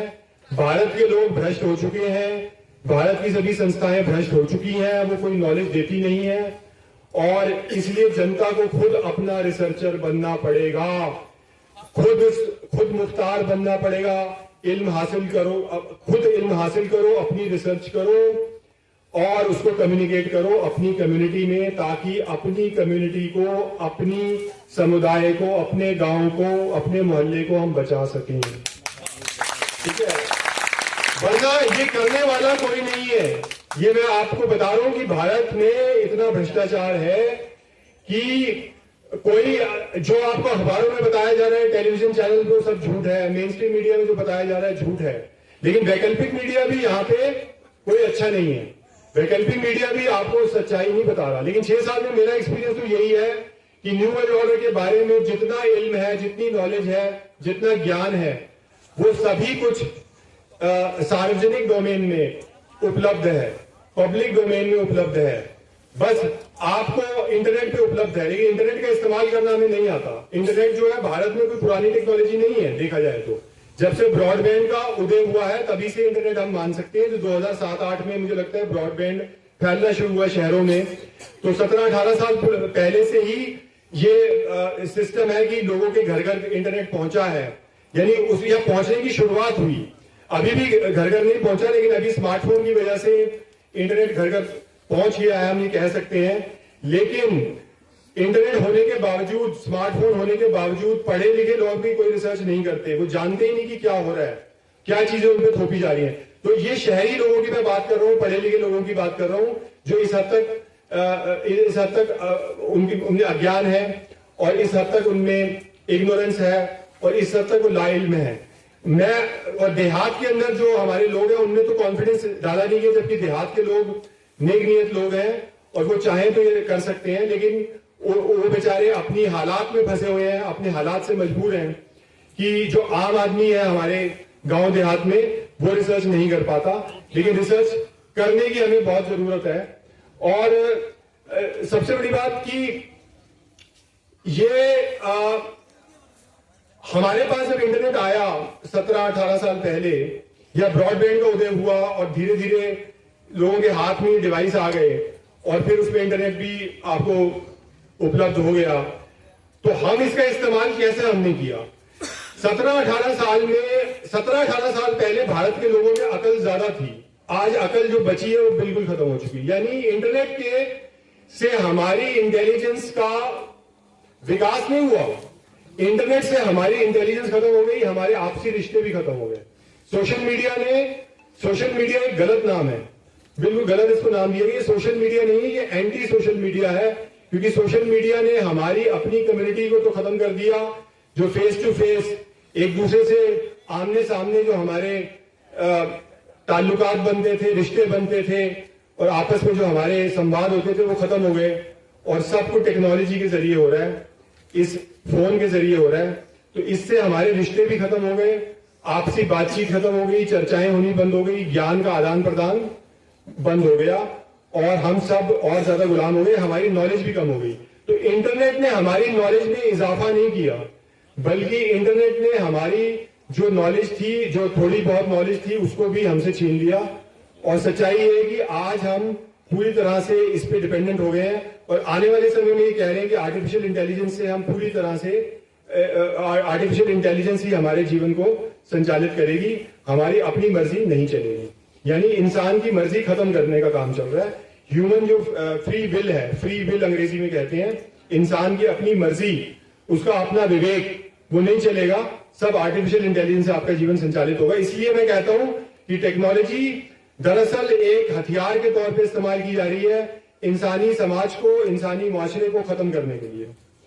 ये हो रहा है काम पूरी दुनिया के अंदर, और इसी के खिलाफ पूरी दुनिया में प्रोटेस्ट हो रहे हैं, विरोध हो रहे हैं, एहतजाज हो रहे हैं, और इस पूरे जो हमें अपने देश में ये काम करना है। तो रिसर्च की बात जो मैं कर रहा था, 17-18 साल में बजाय कि हमारी नॉलेज बढ़ी हो और हमने इंटरनेट का इस्तेमाल किया हो सही जानकारी को हासिल करने के, उल्टा हुआ हमारे साथ कि हम अब इसके ऊपर डिपेंडेंट हो गए, और इस पे हम सिर्फ या तो एंटरटेनमेंट अपनी कर रहे हैं और एंटरटेनमेंट की वीडियोस देख रहे हैं, उसमें अपना वक्त जाया कर रहे हैं, और हमारे बच्चे भी जो है उनकी भी जो बचपन उनसे छीन लिया गया, उनको ये दे दिए गए डिवाइसेस, और जिसकी वजह से वो भी अपना जो बचपन, जो नॉर्मल उनका सामान्य बचपन जैसा गुजरना चाहिए, वो नहीं गुजार पा रहे, और इसके ऊपर डिपेंडेंट हो गए। उनकी पढ़ाई लिखाई पे भी इसका असर पड़ रहा है। पढ़ाई लिखाई भी इससे नहीं हो सकती है, क्योंकि पढ़ाई लिखाई में जो इसका इस्तेमाल है, जो बच्चे की अपनी जो कल्पना शक्ति है उसका विकास ही बंद कर देता है। अगर आपको सारी तस्वीरें इसमें नजर आ जाएंगी तो अपने जहन में आप तस्वीरें क्यों बनाओगे? क्योंकि आपको तो तस्वीरें यहीं पे रंग बिरंगी नजर आ रही हैं इतनी सारी, तो आप अपने जहन में तस्वीरें नहीं बनाओगे, अपने जहन का इस्तेमाल नहीं करोगे, अपनी सोच का, अपने विचार का और अपनी कल्पना शक्ति का इस्तेमाल नहीं करोगे, आप इसके ऊपर डिपेंडेंट हो जाओगे। तो बच्चे भी जो इस्तेमाल कर रहे हैं उससे भी नुकसान हो रहा है। तो मैं ये कहना चाहता हूं कि हमें इंटरनेट का, आज जब तक हम इंटरनेट का इस्तेमाल कर रहे हैं तो हम रिसर्च करना सीखें कि कैसे रिसर्च होती है। और मैं आपसे पूरे कॉन्फिडेंस के साथ और पूरे जिम्मेदारी के साथ बता रहा हूं कि भारत की जो जबानें हैं, हिंदी हो, मराठी हो, बंगला हो या उड़िया हो या हमारी कोई भी जबान है, भोजपुरी हो या पंजाबी हो, किसी भी जबान में इल्म आज हमें अवेलेबल नहीं है। और ये काम कौन करेगा? ये काम हम जैसे लोगों को करना पड़ेगा। कोई स्कॉलर नहीं आ रहा, कोई साइंटिस्ट नहीं आ रहा, कोई वैज्ञानिक नहीं आ रहा जो ये काम करेगा। तो मैं आपसे बताऊं, विज्ञान के नाम पे जो आपको बताया गया, कितना फ्रॉड उसमें बताया गया। जो हमारे बच्चों को स्कूल कॉलेज में, जो उनकी टेक्स्ट बुक में, पाठ्य पुस्तकों में जो विज्ञान पढ़ाया जा रहा है वो भी झूठा है। जैसे जन्म थ्योरी हमें पढ़ाई जा रही है वो झूठी थ्योरी है। अब जन्म थ्योरी के आधार पे ही ये फर्जी महामारियां लाई जा रही हैं। जैसे कोरोना एक फर्जी महामारी थी, इसके पीछे कोई वायरस नहीं था, वायरस का कोई वजूद नहीं होता, वायरस आज तक साइंटिफिकली प्रूवन चीज नहीं है। वायरस का विज्ञान पूरी तरह से झूठा विज्ञान है। अंग्रेजी में इसको कहते हैं स्यूडो साइंस, फेक विज्ञान है, फर्जी विज्ञान है, झूठा विज्ञान है। लेकिन यही विज्ञान आपको पढ़ाया जाता है जीव विज्ञान में, बायोलॉजी की किताबों में, यही आपके बच्चों को पढ़ाया जा रहा है। और आपने देखा कि लॉकडाउन के बाद जब स्कूल खुले तो बच्चों को जब स्कूल में उनको अलाउ किया गया तो उनसे कहा गया कि वो सोशल डिस्टेंस बना के रखें। अगर एक डेस्क पे 2 बच्चे पहले बैठते थे तो अब एक ही बच्चा बैठेगा, क्योंकि आपस में इन्फेक्शन ना हो जाए, आपस में संक्रमण ना हो जाए, एक बच्चे से दूसरे बच्चे में वायरस ना चला जाए। तो ये झूठा विज्ञान आप पे थोपा गया।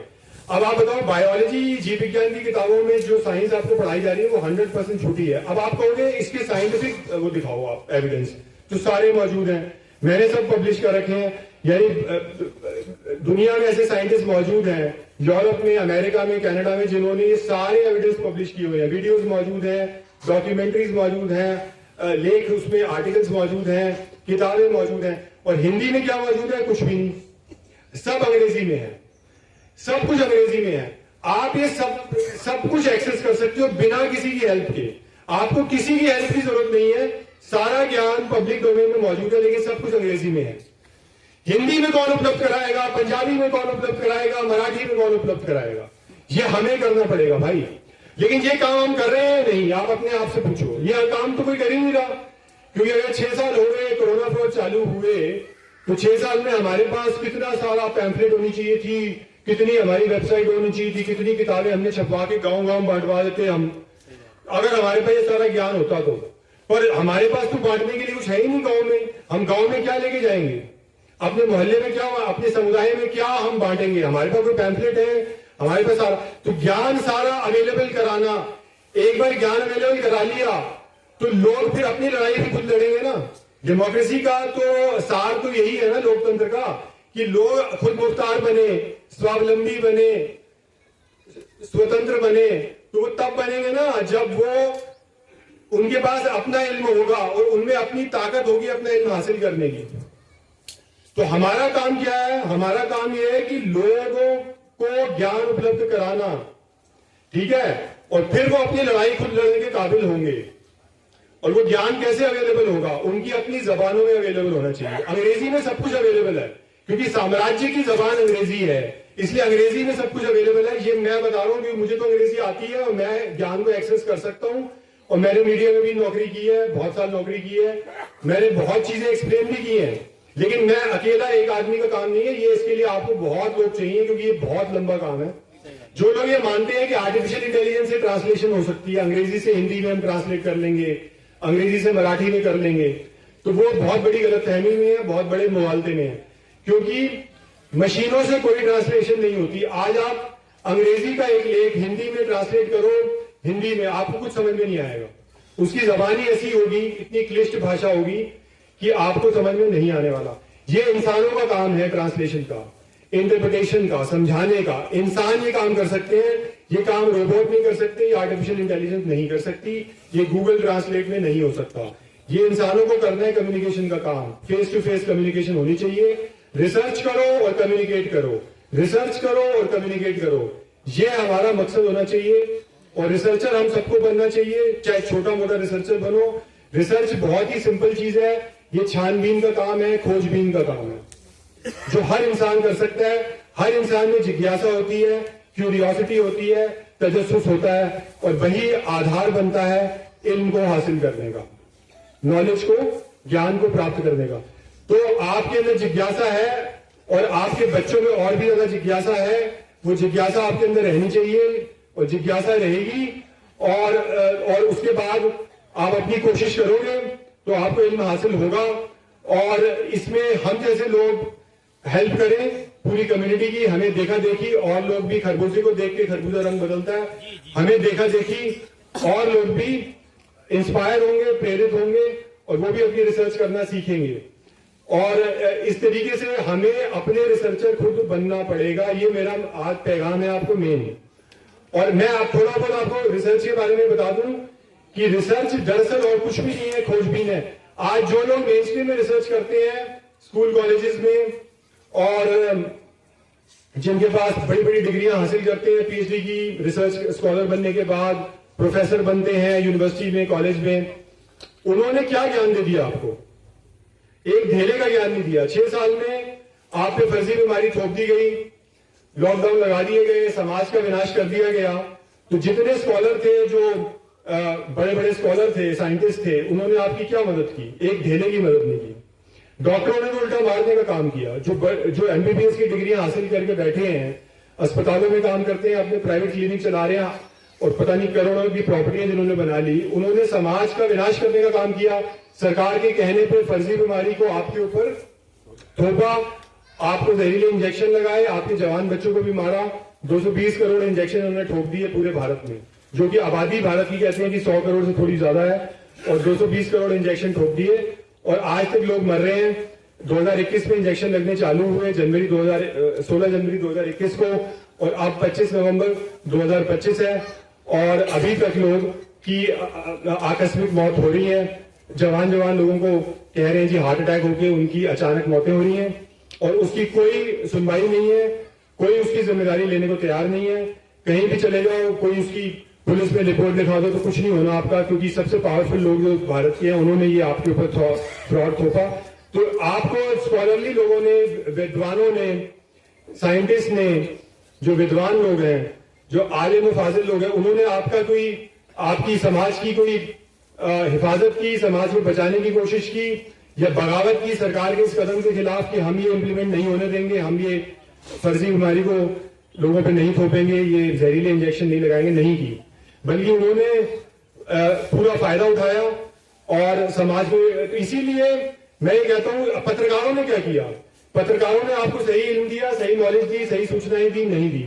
उन्होंने झूठी खबरें छापी, अखबारों में झूठी खबरें छापी, टेलीविजन चैनलों पे झूठी खबरें नशर की, प्रसारित की, और आपको झूठी बातें सारी बताई, झूठा इल्म आपको बताया, और आपको गुलाम बनाने का एजेंडा आगे बढ़ाया।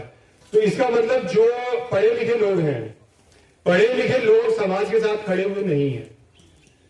पढ़े लिखे लोग, ना ही उनके पास हिम्मत है, ना ही उनके पास कोई साहस है लड़ने का और जो झूठा एजेंडा के खिलाफ बगावत करने का। तो ये आपको समाज को फिर अपने आप को खुद बचाना पड़ेगा और सारा इल्म खुद हासिल करना पड़ेगा और जानना पड़ेगा कि क्या सच्चा इल्म है और क्या झूठा। जो साइंस आपको बताई जा रही है, विज्ञान आपको बताया जा रहा है, वो झूठा है। अच्छा, मैंने भी ये देखा कि जो हमारे जागरूक लोगों में भी कितने लोगों ने गलत इंफॉर्मेशन दी। जैसे हमारे मुंबई में कुछ एक ग्रुप बना अवेकनिंग इंडिया मूवमेंट, उन्होंने लोगों को बताया कि जी अदालत में ना बड़े अच्छे अच्छे फैसले हो रहे हैं और बड़ी अच्छी सुनवाई हो रही है, मुकदमे हो रहे हैं, और हम तो वैक्सीन के खिलाफ हमने ये मुकदमा किया तो इसका बहुत अच्छा फैसला आया, वो फैसला आया और इससे वैक्सीन के जो आदेश थे वो खत्म हो गए और हमारी बहुत बड़ी जीत हो गई। ये सारी झूठी इंफॉर्मेशन थी। ये जो दावे थे झूठे थे। दरअसल हमारे भारत में जिस फैसले की उन्होंने बात की उसके बाद भी टीके लगते रहे उसी स्पीड से, और जितनी अदालतें हैं उन्होंने जनता के हक में फैसले नहीं दिए, जनता के खिलाफ फैसले दिए। हाई कोर्ट ने भी और सुप्रीम कोर्ट ने भी, बल्कि हाई कोर्ट और सुप्रीम कोर्ट ने खुद अपने ऊपर कोरोना प्रोटोकॉल को थोप लिया और अदालतों में सुनवाइयां जो होती हैं वो भी बंद हो गई। सुनवाइयां बंद हो गई और वीडियो कॉन्फ्रेंसिंग से ये तथाकथित सुनवाइयां हो रही हैं, वीडियो कॉन्फ्रेंसिंग से हो रही हैं आपके हाई कोर्ट में और सुप्रीम कोर्ट में। तो इतना गलत रोल अदा किया हमारे जजों ने जो जुडिशरी में बैठे हैं, जो हाई कोर्ट में बैठे हैं और सुप्रीम कोर्ट में बैठे हैं। जनता के खिलाफ उन्होंने फैसले दिए, वैक्सीनेशन को थोपने वाले फैसले दिए। तो इसलिए हमारे जागरूक लोगों ने भी कोई अच्छी जानकारी, बहुत कई गलत जानकारी दी। तो सवाल ये पैदा होता है कि हमें अपना रिसर्चर खुद बनना पड़ेगा, सारा जो सच्चा अपना ज्ञान है वो खुद हासिल करना पड़ेगा, तब हम अपनी कम्युनिटी को बचाने लायक होंगे। सही इल्म हमें मिलेगा कैसे? और कम्युनिकेट करना भी बहुत जरूरी है। सिर्फ अपने तक सीमित ना रखो, जो इल्म हासिल कर रहे हो उसको कम्युनिकेट करो, तब जाके कम्युनिटी बचेगी, तब आप बचोगे, आपके बच्चे बचेंगे। आपके आस पड़ोस में लोग अगर के पास इल्म होगा तब तो आप बचोगे ना। आपके घर में जब आग लगेगी तो बचाने कौन आएगा? आस पड़ोस के ही तो लोग आएंगे। आपके जो अपने सगे संबंधी, चाहे वो कितने ही नजदीकी क्यों ना हो, अगर वो दूर रहते हैं तो वो बचाने भी नहीं आ पाएंगे। आप एक कम्युनिटी में जब आग लगती है तो वो उसी कम्युनिटी के लोगों को अपने आप को बचाना होता है। वैसे ही जो आपके आसपास के लोगों तक ये इल्म पहुंचना चाहिए, हमारी कम्युनिटी में, हमारे गांव में ये सारा ज्ञान हो, तब जाके लोग अपने आप को बचाने लायक होंगे। इसलिए अपनी रिसर्च करना बहुत जरूरी है। और मैंने आपको बता दिया कि भारतीय भाषाओं में ज्ञान उपलब्ध नहीं है और ये ज्ञान उपलब्ध कराने का काम हमें करना पड़ेगा, जबकि अंग्रेजी में सभी कुछ उपलब्ध है। जो अंग्रेजी पढ़ना लिखना जानते हैं वो चाहें तो रिसर्च करके सारा इल्म हासिल कर सकते हैं और जान सकते हैं कि जर्म थ्योरी एक फ्रॉड थ्योरी है जो हम पे थोपी गई, जिसके आधार पर फर्जी महामारियां लाई जा रही हैं। दरअसल वायरस नाम की कोई चीज नहीं होती है और वायरस आज तक प्रूव नहीं हुआ। और जो विज्ञान आपको वायरस का विज्ञान बताया जा रहा है 100% झूठा विज्ञान है। और अमेरिका में ऐसे साइंटिस्ट मौजूद हैं, जर्मनी में मौजूद है, जर्मनी में एक स्टीफन लंका है, अमेरिका में एक एंड्रू कॉफमैन है, टॉम कोवन है। ये जितने साइंटिस्ट हैं इन्होंने सब कुछ प्रूव करके बता रखा है कि वायरस नाम की कोई चीज नहीं होती। यानी जो बीमारी दुनिया में थोपी गई उसका आधार ही पूरी तरह से फर्जी था, झूठा था, फ्रॉड था। वायरस वैज्ञानिक तौर पर आज तक प्रमाणित नहीं हुआ है, दुनिया का कोई वायरस। तो दुनिया की जितनी बीमारियों की, जितने अमराज की, जितनी बीमारियों की ये बात कर रहे हैं, जिसकी वजह ये वायरस बता रहे हैं, वो सारी झूठी बीमारी है। चाहे वो एड्स हो, चाहे वो फ्लू हो, चाहे वो पोलियो हो, चाहे वो आपका इवन रेबीज की मैं बात करूंगा। रेबीज से लोग बहुत डरते हैं, जो कुत्ते से कहते हैं बीमारी हो जाती है, वो भी फ्रॉड है। और ये जो चाहे वो कोरोना हो, ये सारी बीमारियां जो है जिसकी वजह वायरस बताई जाती है पूरी तरह से फ्रॉड है। वायरस का विज्ञान भी फ्रॉड है और जर्म थ्योरी भी फ्रॉड है। दरअसल ना तो वायरस से बीमारी होती है, वायरस का तो वजूद ही नहीं है जो आज तक प्रमाणित नहीं हुआ। बैक्टीरिया से भी ये कहते हैं बीमारी होती है।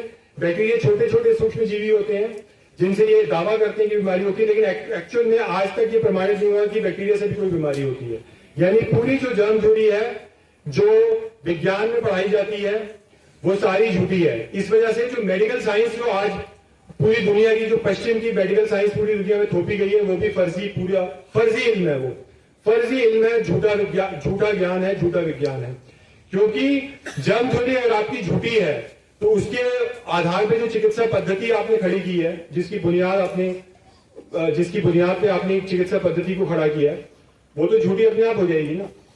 तो इसलिए मैं ये कहना चाहता हूं कि बहुत सारा इल्म है जो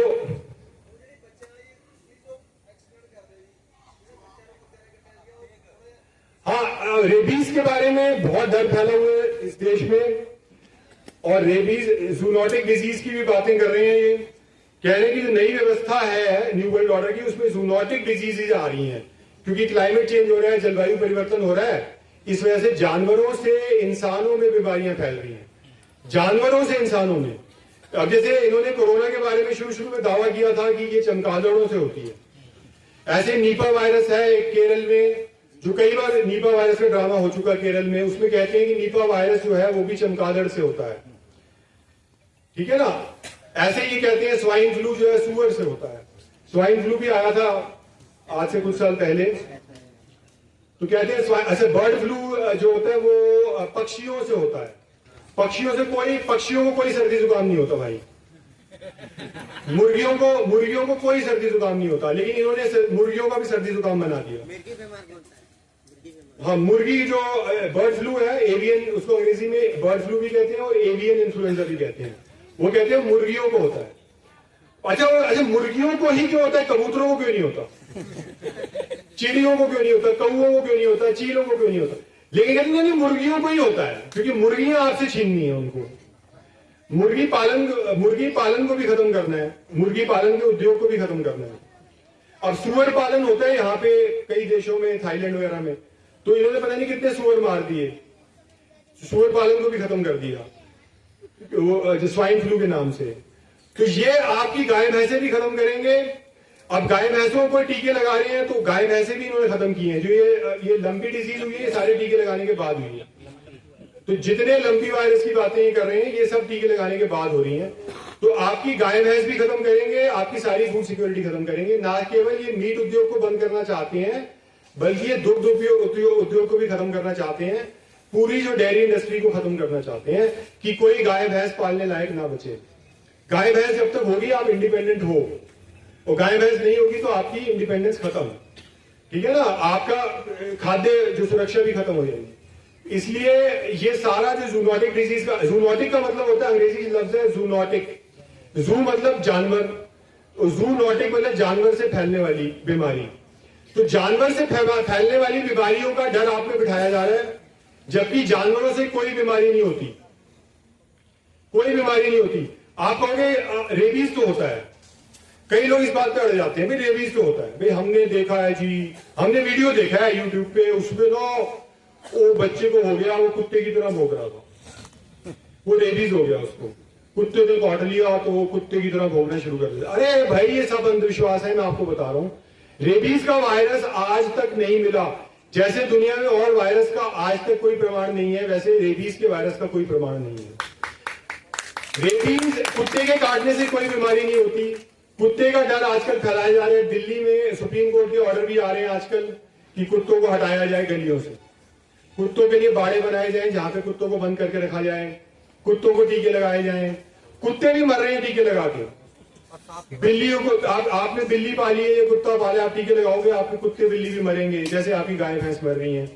तो भाई मैं आपको जर्म थ्योरी के बारे में बता रहा हूं, और वायरस का जो झूठा विज्ञान है उसके बारे में बता रहा हूं कि किसी भी वायरस का कोई वैज्ञानिक प्रमाण नहीं है। अच्छा, अब सारा इल्म ये जो है, आप कहोगे प्रमाण दो जी, प्रमाण दो, प्रमाण सारे मौजूद हैं, मैं आपको प्रमाण का ढेर लगा सकता हूं, लेकिन सब अंग्रेजी में है। जनता तक कैसे पहुंचेगा? आप कहोगे अंग्रेजी तो लोग पढ़ नहीं सकते, हम खुद नहीं समझ पा रहे, हमें तो अपनी भाषा में चाहिए। तो वो अपनी भाषा में सारे लेख, ये जितना भी मटेरियल आपके पास मौजूद है, जितने लेख हैं, जितनी किताबें हैं, जितनी डॉक्यूमेंट्री हैं, जितने वीडियो हैं, ये सारे ट्रांसलेशन करने की जरूरत है। ये करेगा कौन भाई? हिंदी में कौन करेगा, मराठी में कौन करेगा, गुजराती में कौन करेगा, भोजपुरी में कौन करेगा, पंजाबी में कौन करेगा, ये ओडिया में कौन करेगा? ये करेगा कौन, ये बताओ। मौजूद तो सब कुछ है। आप कहोगे हम अदालत में याचिका डाल देते हैं कि ये पूरी वायरस का, भारत सरकार के पास वायरस का कोई प्रमाण नहीं है। भारत सरकार की बड़ी से बड़ी संस्था जो मेडिकल की है, ICMR, Indian council of medical research, उसके पास कोई प्रमाण नहीं है। उन्होंने RTI में इस बात को माना भी हुआ है। अब आप पिटीशन डाल दो कोर्ट में, और कहो कि ये पूरा जो कोरोना फ्रॉड आया 100% फ्रॉड था, हमारे पास सारे एविडेंस मौजूद है, सारे एविडेंस मैं आपको देता हूं, अभी भी दे रहा हूं मैं। इस समय आपके हाथ में चैनल है, आपको मैं बताता हूं लिंक जहां पे सारे प्रमाण मौजूद है। आप कोर्ट में जाओ और मुकदमा कर दो। क्यों नहीं कर रहे लोग? प्रमाण तो सारे मौजूद हैं, क्योंकि जनता को ये बातें पता ही नहीं है। सारा कुछ अंग्रेजी में अवेलेबल है। जनता को कौन बताएगा? जनता ये लड़ाई कैसे लड़ेगी? कोर्ट में भी जाओगे, कोर्ट में भी लड़ाई लड़नी है तो पेटिशन डालोगे, मुकदमा दायर करोगे तो सारे उसमें एविडेंस जमा कराने पड़ेंगे। वो कौन कराएगा जब तक आपकी अपनी समझ में नहीं आया? मैं कह रहा हूं ये सब अवेलेबल है, पूरा मैं छाती ठोक के कह रहा हूं, सारे अवेलेबल है। पीसीआर आरटीपीसीआर टेस्ट 100% फर्जी था, 100% फर्जी था। इसके सारे एविडेंस मौजूद हैं। ये कहते हैं वायरस की जीनोमिक जेनेटिक सीक्वेंस होती है जब तक वायरस आइसोलेट नहीं हुआ। अब मैं तो वायरस आइसोलेशन का मतलब क्या है? एक मरीज, आपने दावा किया कि इस मरीज को वायरस का कोई मर्ज है, मान लिया उसको फ्लू है, सर्दी जुकाम या इस तरह की बीमारी, आपने कहा ये जो मर्ज इसको है, ये मरीज है, बीमार व्यक्ति है, रोगी व्यक्ति है, और इसको वायरस का कोई मर्ज है जो इसकी वजह वायरस है, जैसे कोरोना है उसको। तो अब उसकी बॉडी से सैंपल लेके आपको कोरोना का वायरस निकाल के दिखाना पड़ेगा। आपने कहा आपने दावा किया कि वजह जो है इसकी कोरोना वायरस है। कोरोना वायरस क्या होता है? एक पार्टिकल होता है जो आपकी स्नॉट में निकलना चाहिए, आपके नाक में, आपकी बलगम में से निकलना चाहिए। तो आपने उस मरीज का सैंपल लिया, उसकी बलगम का सैंपल लिया, ठीक है, या उसका खून का सैंपल ले लो, उसकी बलगम का सैंपल ले लो, जो भी। अब उसमें से आप निकाल के दिखा दो कि ये वायरस है। अगर आपने निकाल के दिखा दिया तो हम मान लेंगे। अब वो निकाल के दिखाने के बाद उसको एक सेहतमंद आदमी के शरीर में डालो, एक स्वस्थ आदमी के शरीर में डालो, तो उसमें वही रोग उत्पन्न हो जाना चाहिए अगर वो वायरस सही है। आप ये निकाल के दिखा दो, हम मान लेंगे कि वायरस है। ये दुनिया का कोई साइंटिस्ट नहीं आज तक कर पाया, और इन्होंने हजारों कोशिशें करके देख ली, अमेरिका में भी और यूरोप में भी, हर एक जगह इन्होंने कोशिशें करके देख ली। ये आज तक ये प्रमाणित नहीं कर पाए कि मरीज के शरीर में जो सैंपल लिया उसमें से हम वायरस निकाल के दिखा सकते हैं। जब आप मरीज के शरीर से वायरस निकाल के नहीं दिखा सकते, इसको अंग्रेजी में कहते हैं वायरस को आइसोलेट करना, यानी मरीज के शरीर में से जो मरीज है उसके शरीर से आपको निकाल के वायरस दिखाना पड़ेगा। अगर आप ये नहीं कर सकते तो मतलब वायरस का कोई वजूद नहीं है, वायरस का कोई अस्तित्व नहीं है, और आप लोगों को बेवकूफ बना रहे हो। इसी तरीके से दुनिया में हर एक बीमारी, हर एक मर्ज जिसकी वजह ये वायरस बता रहे हैं, ये कहीं उसको आइसोलेट नहीं कर पाए हैं। और इसकी लाख कोशिशें वैज्ञानिक कर चुके हैं, लाख कोशिशें साइंटिस्ट कर चुके हैं। एक व्यक्ति से दूसरे व्यक्ति में बीमारी ट्रांसमिट नहीं होती, एक व्यक्ति से दूसरे व्यक्ति में किसी भी बीमारी का संक्रमण नहीं होता, चाहे आप उस आदमी के साथ सो लो, उसके साथ आप गले मिल लो, कुछ भी कर लो। एक जो बीमार व्यक्ति से स्वस्थ व्यक्ति में किसी भी बीमारी का संचरण नहीं होता, यानी छुआछूत की बीमारी भी झूठी है। हालांकि छुआछूत की बीमारी का तजुर्बा लोगों का है, जहां पे लोग ये कहते हैं कि फला आदमी से मुझे हो गया। इस बात को लोग आसानी से मानते नहीं है, लेकिन वैज्ञानिक प्रमाण इसके नहीं मिलेंगे। अगर मैं आपसे ये कहूं कि ठीक है आपको हो गया किसी से, अगर आप ये दावा कर रहे हो, तो आप वो वायरस निकाल के दिखा दो बीमार आदमी के शरीर में से, तो आप नहीं निकाल पाओगे। कोई दुनिया का साइंटिस्ट नहीं निकाल सकता, और ना ही आज तक कोई साइंटिस्ट निकाल के दे पाया है। तो अगर कहीं पे आपको लगता है कि किसी व्यक्ति से बीमारी थोड़ी बहुत फैलती है, उसमें कुछ सच्चाई हो सकती है, लेकिन उसकी वजूहात, उसके जो कारण है, उसके जो रीजन है, वो कुछ और है। वो नहीं है जो साइंटिस्ट आपको बता रहा है। वो आपको ये बता रहा है कि इसके पीछे वायरस या बैक्टीरिया इसकी वजह है, वो झूठी वजह है, वो आज तक प्रमाणित नहीं हो पाई। ये इसलिए ये झूठा विज्ञान है। लेकिन एक व्यक्ति से दूसरे व्यक्ति में कभी कभी ऐसे हमें देखने को मिलते हैं कि आपको, जैसे मैं जब बहुत साल पहले की बात है, मुझे एक बच्चा को कुछ वो हुआ था, ये स्किन की जो होती है, क्या बोलते हैं उसको, स्मॉल पॉक्स, शायद माता आ गई ना, माता आ गई। तो ये माता आने का, मैंने एक बच्चे को उठाया था, उसके बाद मैंने उस बच्चे को उठाया और उसको मैंने कुछ खाने को दिया, उसने वो छोड़ दी, बिस्किट मैंने वो खा लिया।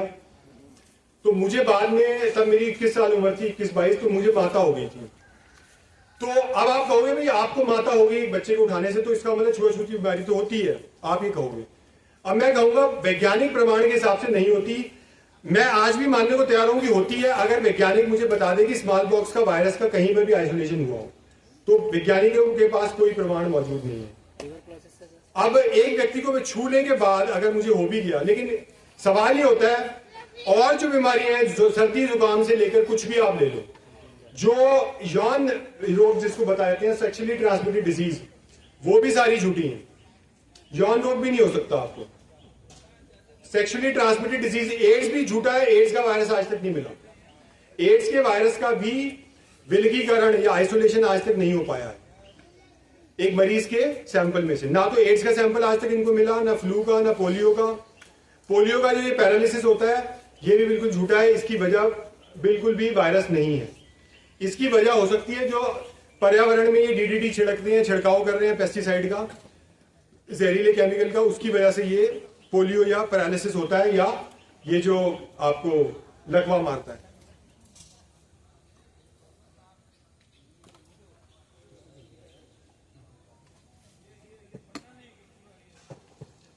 मैं ये कहना चाह रहा हूं कि जो वैज्ञानिक वजह आपको बताई जा रही है कि वायरस की वजह से हो रहा है संक्रमण या बैक्टीरिया की वजह से हो रहा है संक्रमण, वो पूरी तरह से अप्रमाणित है और सारे वैज्ञानिक प्रमाण हमारे पास मौजूद हैं जिससे ये प्रूव हो जाता है कि ये सारा झूठ है और फ्रॉड है। लेकिन यही चीजें आपको पढ़ाई जा रही है, इसी की आधार पे सारी बीमारियां, फर्जी बीमारियां लाई जा रही हैं और जहरीले इंजेक्शन वैक्सीन के नाम पे लगाए जा रहे हैं, जिससे लोग मर रहे हैं, जिससे लोगों को हार्ट अटैक्स हो रहे हैं, जिससे लोग नपुंसक बन रहे हैं। आपकी प्रजनन क्षमता खत्म होती जा रही है। जो इंजेक्शन आपको लग रहे हैं, आपके बच्चे नहीं होंगे। आपके जवान बच्चों को अगर टीके लगेंगे तो उनके आगे बच्चे नहीं होंगे, औलाद पैदा करने लायक नहीं बचेंगे वो, तो उनकी जो आगे बच्चा पैदा करने की जो क्षमता है वो भी खत्म हो जाएगी। और अपने जो छोटे बच्चों को हम इंजेक्शन लगा रहे हैं, जैसे ही आपका बच्चा पैदा हुआ तो उसी समय आपको शेड्यूल दे देते हैं कि ये इंजेक्शन लगाने हैं, और आपके बच्चे को जबरदस्ती इंजेक्शन लगाने शुरू कर देते हैं, बीसीजी और इस तरह के। वो सब आपके पोलियो के, बीसीजी के सारे इंजेक्शन लगाने बंद करने चाहिए, क्योंकि सारे इंजेक्शन आपको डैमेज करेंगे, आपके बच्चे को मार देंगे, और जब आपका बच्चा मरेगा तो जिम्मेदारी लेने वाला कोई भी नहीं होगा। आप बच्चे की लाश लेके जाओ, दबा दो, और कोई जिम्मेदारी लेने वाला नहीं है। तो आप अपने बच्चों को बचाएं, अपनी नई नस्ल को बचाएं। तो इसके लिए मैं आपसे कहना चाह रहा हूं कि ये इल्म सारा, ये नॉलेज और ये ज्ञान सारा अवेलेबल है। अब मुझे ये अजीब लगता है कि भारत देश में गुलामी की जो व्यवस्था है वो इतनी पक्की है कि हमारे यहाँ ऐसा क्या हुआ कि हमने ज्ञान को इकट्ठा करके पब्लिश नहीं किया, प्रकाशित नहीं किया, ताकि वो आम लोगों तक पहुंच सके। और वो आज तक हम क्यों नहीं कर पाए? अच्छा, 6 साल में ये जो सारा ज्ञान है, ये तो मैंने आपको बीमारी की बात की, और भी एजेंडा की अगर मैं बात करूं, क्लाइमेट चेंज का जो विज्ञान है ये भी झूठा विज्ञान है। क्लाइमेट चेंज का जो विज्ञान होता है, इसमें ये कह रहे हैं कि इंसान जब सांस लेता है तो कार्बन डाइऑक्साइड छोड़ता है, और जब फैक्ट्रियों में ईंधन जो जलता है तो उससे कार्बन डाइऑक्साइड निकलती है। जो बिजली बन रही है ज्यादातर कोयले से बनती है, जिसमें कोयला ईंधन के तौर पे इस्तेमाल होता है, तो उसमें भी कार्बन डाइऑक्साइड निकलती है, कार्बन मोनोऑक्साइड निकलती है, नाइट्रोजन ऑक्साइड निकलती है। ये सारी गैसें कहते हैं कि ग्रीन हाउस गैसेस इनको कहते हैं। और इन ग्रीन हाउस गैसेस से हमारी जो पृथ्वी गर्म हो रही है, क्योंकि वायुमंडल में एक लेयर बन रही है जिससे जो सूरज की रोशनी ट्रैप हो जाती है पृथ्वी में, यानी सूरज की रोशनी जो दिन में आती है वो वापस रिफ्लेक्ट नहीं हो जाती, वापस नहीं रिफ्लेक्ट होती जमीन से, वो यहीं पे रह जाती है, जिस वजह से पृथ्वी गर्म होती है, और जिसकी वजह से पूरी पृथ्वी गर्म हो रही है, ग्लोबल वार्मिंग हो रही है, जिसकी वजह से क्लाइमेट चेंज हो रहा है। अब मैं आपसे कहना चाहता हूं कि जो कार्बन डाइऑक्साइड की मात्रा है ना वायुमंडल में, वो पता है कितनी है? 0.003%। जो पूरी कार्बन डाइऑक्साइड वायुमंडल में है उसकी मात्रा केवल 0.003% है। तो 0.003% गैस से पूरी पृथ्वी गर्म हो सकती है क्या? नहीं हो सकती। पहली बात तो यह कि कार्बन डाइऑक्साइड से या जितनी ग्रीन हाउस गैस है उससे पृथ्वी कोई गर्म नहीं हुई। जो ये कह रहे हैं बिल्कुल झूठ है और झूठा विज्ञान है। कह रहे हैं गाय भैंस के शरीर से मीथेन निकलती है, गाय भैंस जब डकार लेती है तो उससे मीथेन गैस निकलती है, और मीथेन गैस से पृथ्वी गर्म हो रही है। तो मीथेन गैस तो बहुत और भी ज्यादा गर्म करती है जल्दी, तो बिल्कुल झूठ बोल रहे हैं। मीथेन गैस जो निकलती है जो जो जो गाय भैंस के शरीर से वो कार्बन साइकिल का ही हिस्सा है, और वो वापस कार्बन जो होती है वो जमीन में जाती है। ठीक है, क्योंकि जो कार्बन डाइऑक्साइड उनकी निकली मीथेन, उसी से जो आपके वही कार्बन जो है वो अल्टीमेटली जो आपकी वनस्पति उसको सोखती है, एब्जॉर्ब करती है, उसे अपनी खुराक बनाती है उसी कार्बन डाइऑक्साइड से और उसी मीथेन से, और वही फिर जमीन के अंदर जाती है, सारी वनस्पति जो बनती है, और उसी वनस्पति को गाय खाती है। तो कार्बन साइकिल के इसमें जो मीथेन है उससे पृथ्वी गर्म नहीं हो रही। तो दोषी किसको ठहराया गया है? इंसानों को, गाय भैंस को, और जितनी भी इंसानी कार्यकलाप हैं, फैक्ट्रियां हैं, ईंधन जो जल रहा है, आप खाना पका रहे हो, सब चीजें, और इन्हीं चीजों को रोकने का काम चल रहा है। ठीक है, अगर इन चीजों को आप रोकोगे, आप कहोगे सारे ईंधन पे हम कंट्रोल करेंगे क्योंकि ईंधन से ग्रीन हाउस गैस निकलती है जिससे पृथ्वी गर्म हो रही है और क्लाइमेट चेंज हो रहा है, जलवायु परिवर्तन हो रहा है, तो फिर सारा इंसानी जीवन खत्म हो जाएगा।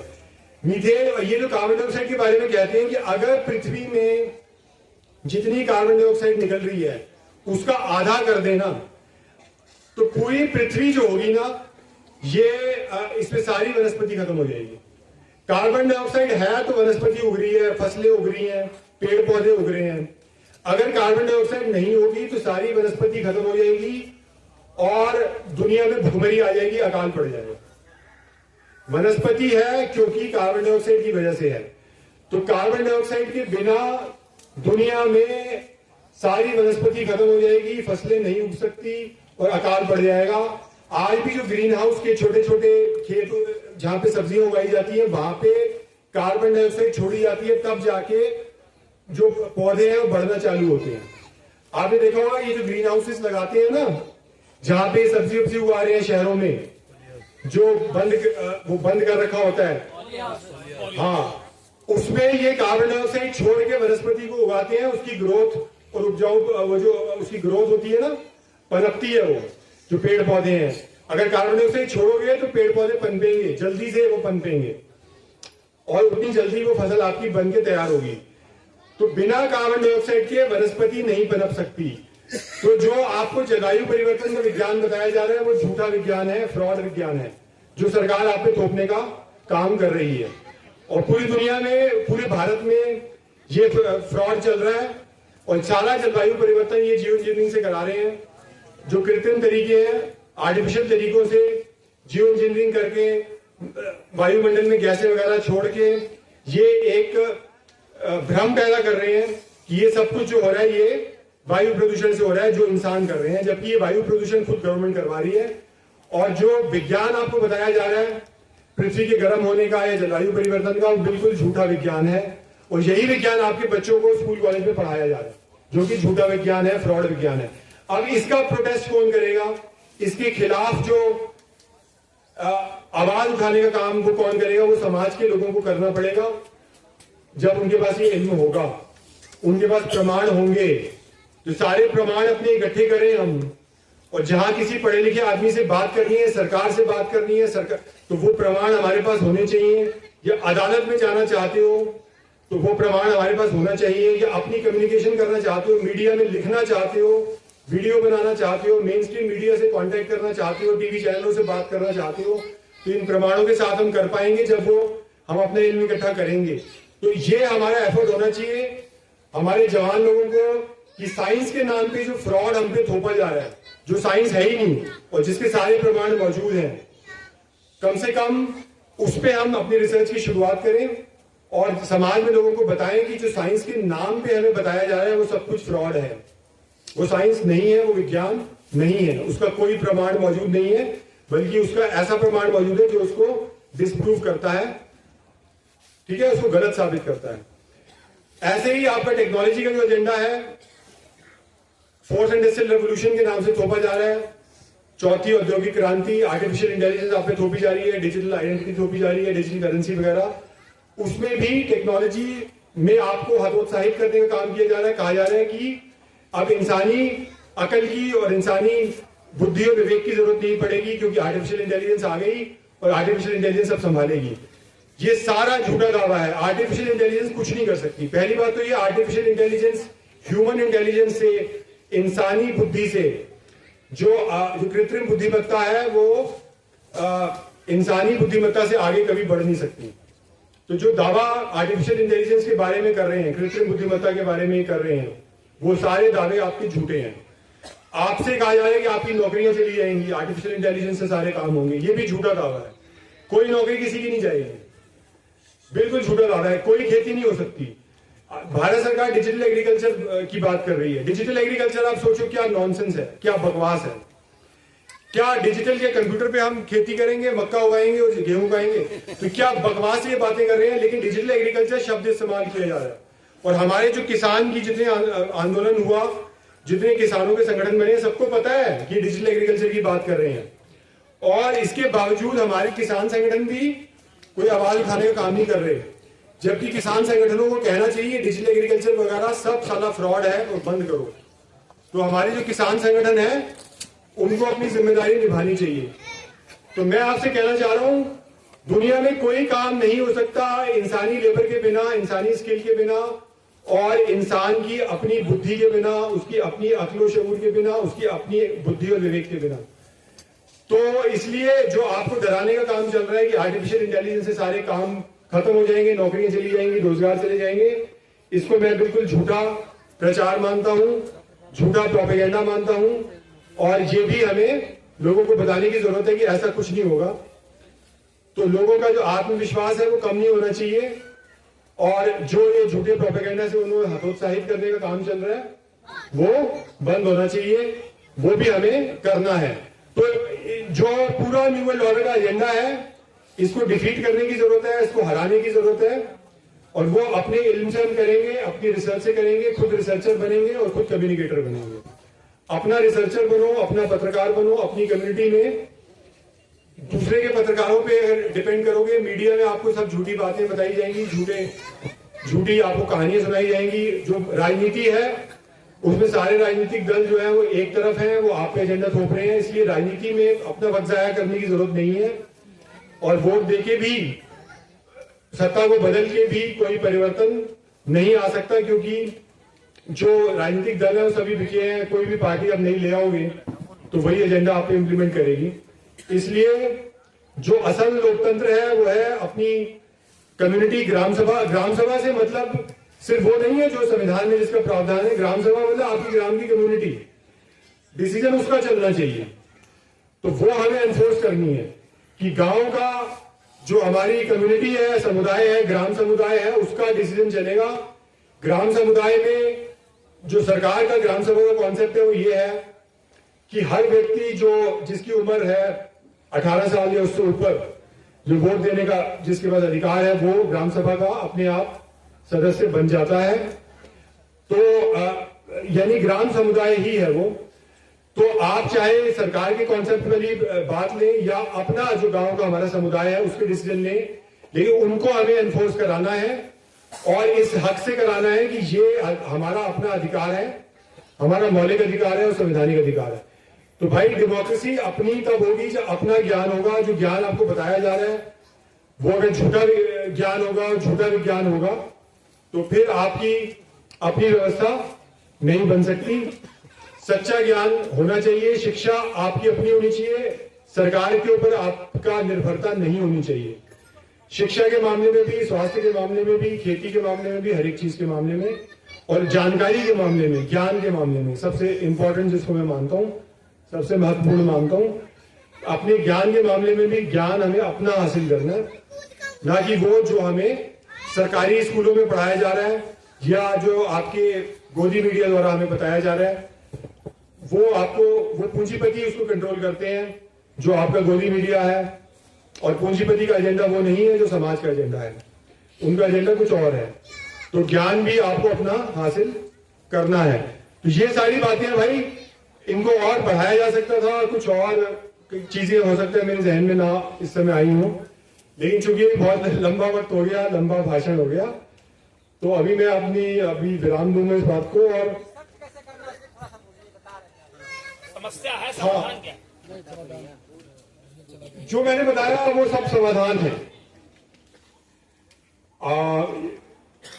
आपको अपनी की कम्युनिटी में समाधान मिलेंगे। अगर आप समस्या को समझते हैं, उस पर चर्चा करते हैं, तो समस्या के अंदर समाधान मिलते हैं।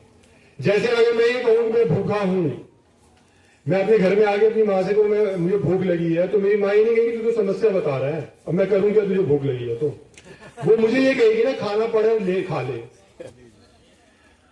तो समस्या में समाधान निहित होता है। अगर आप कहते हो कि मैं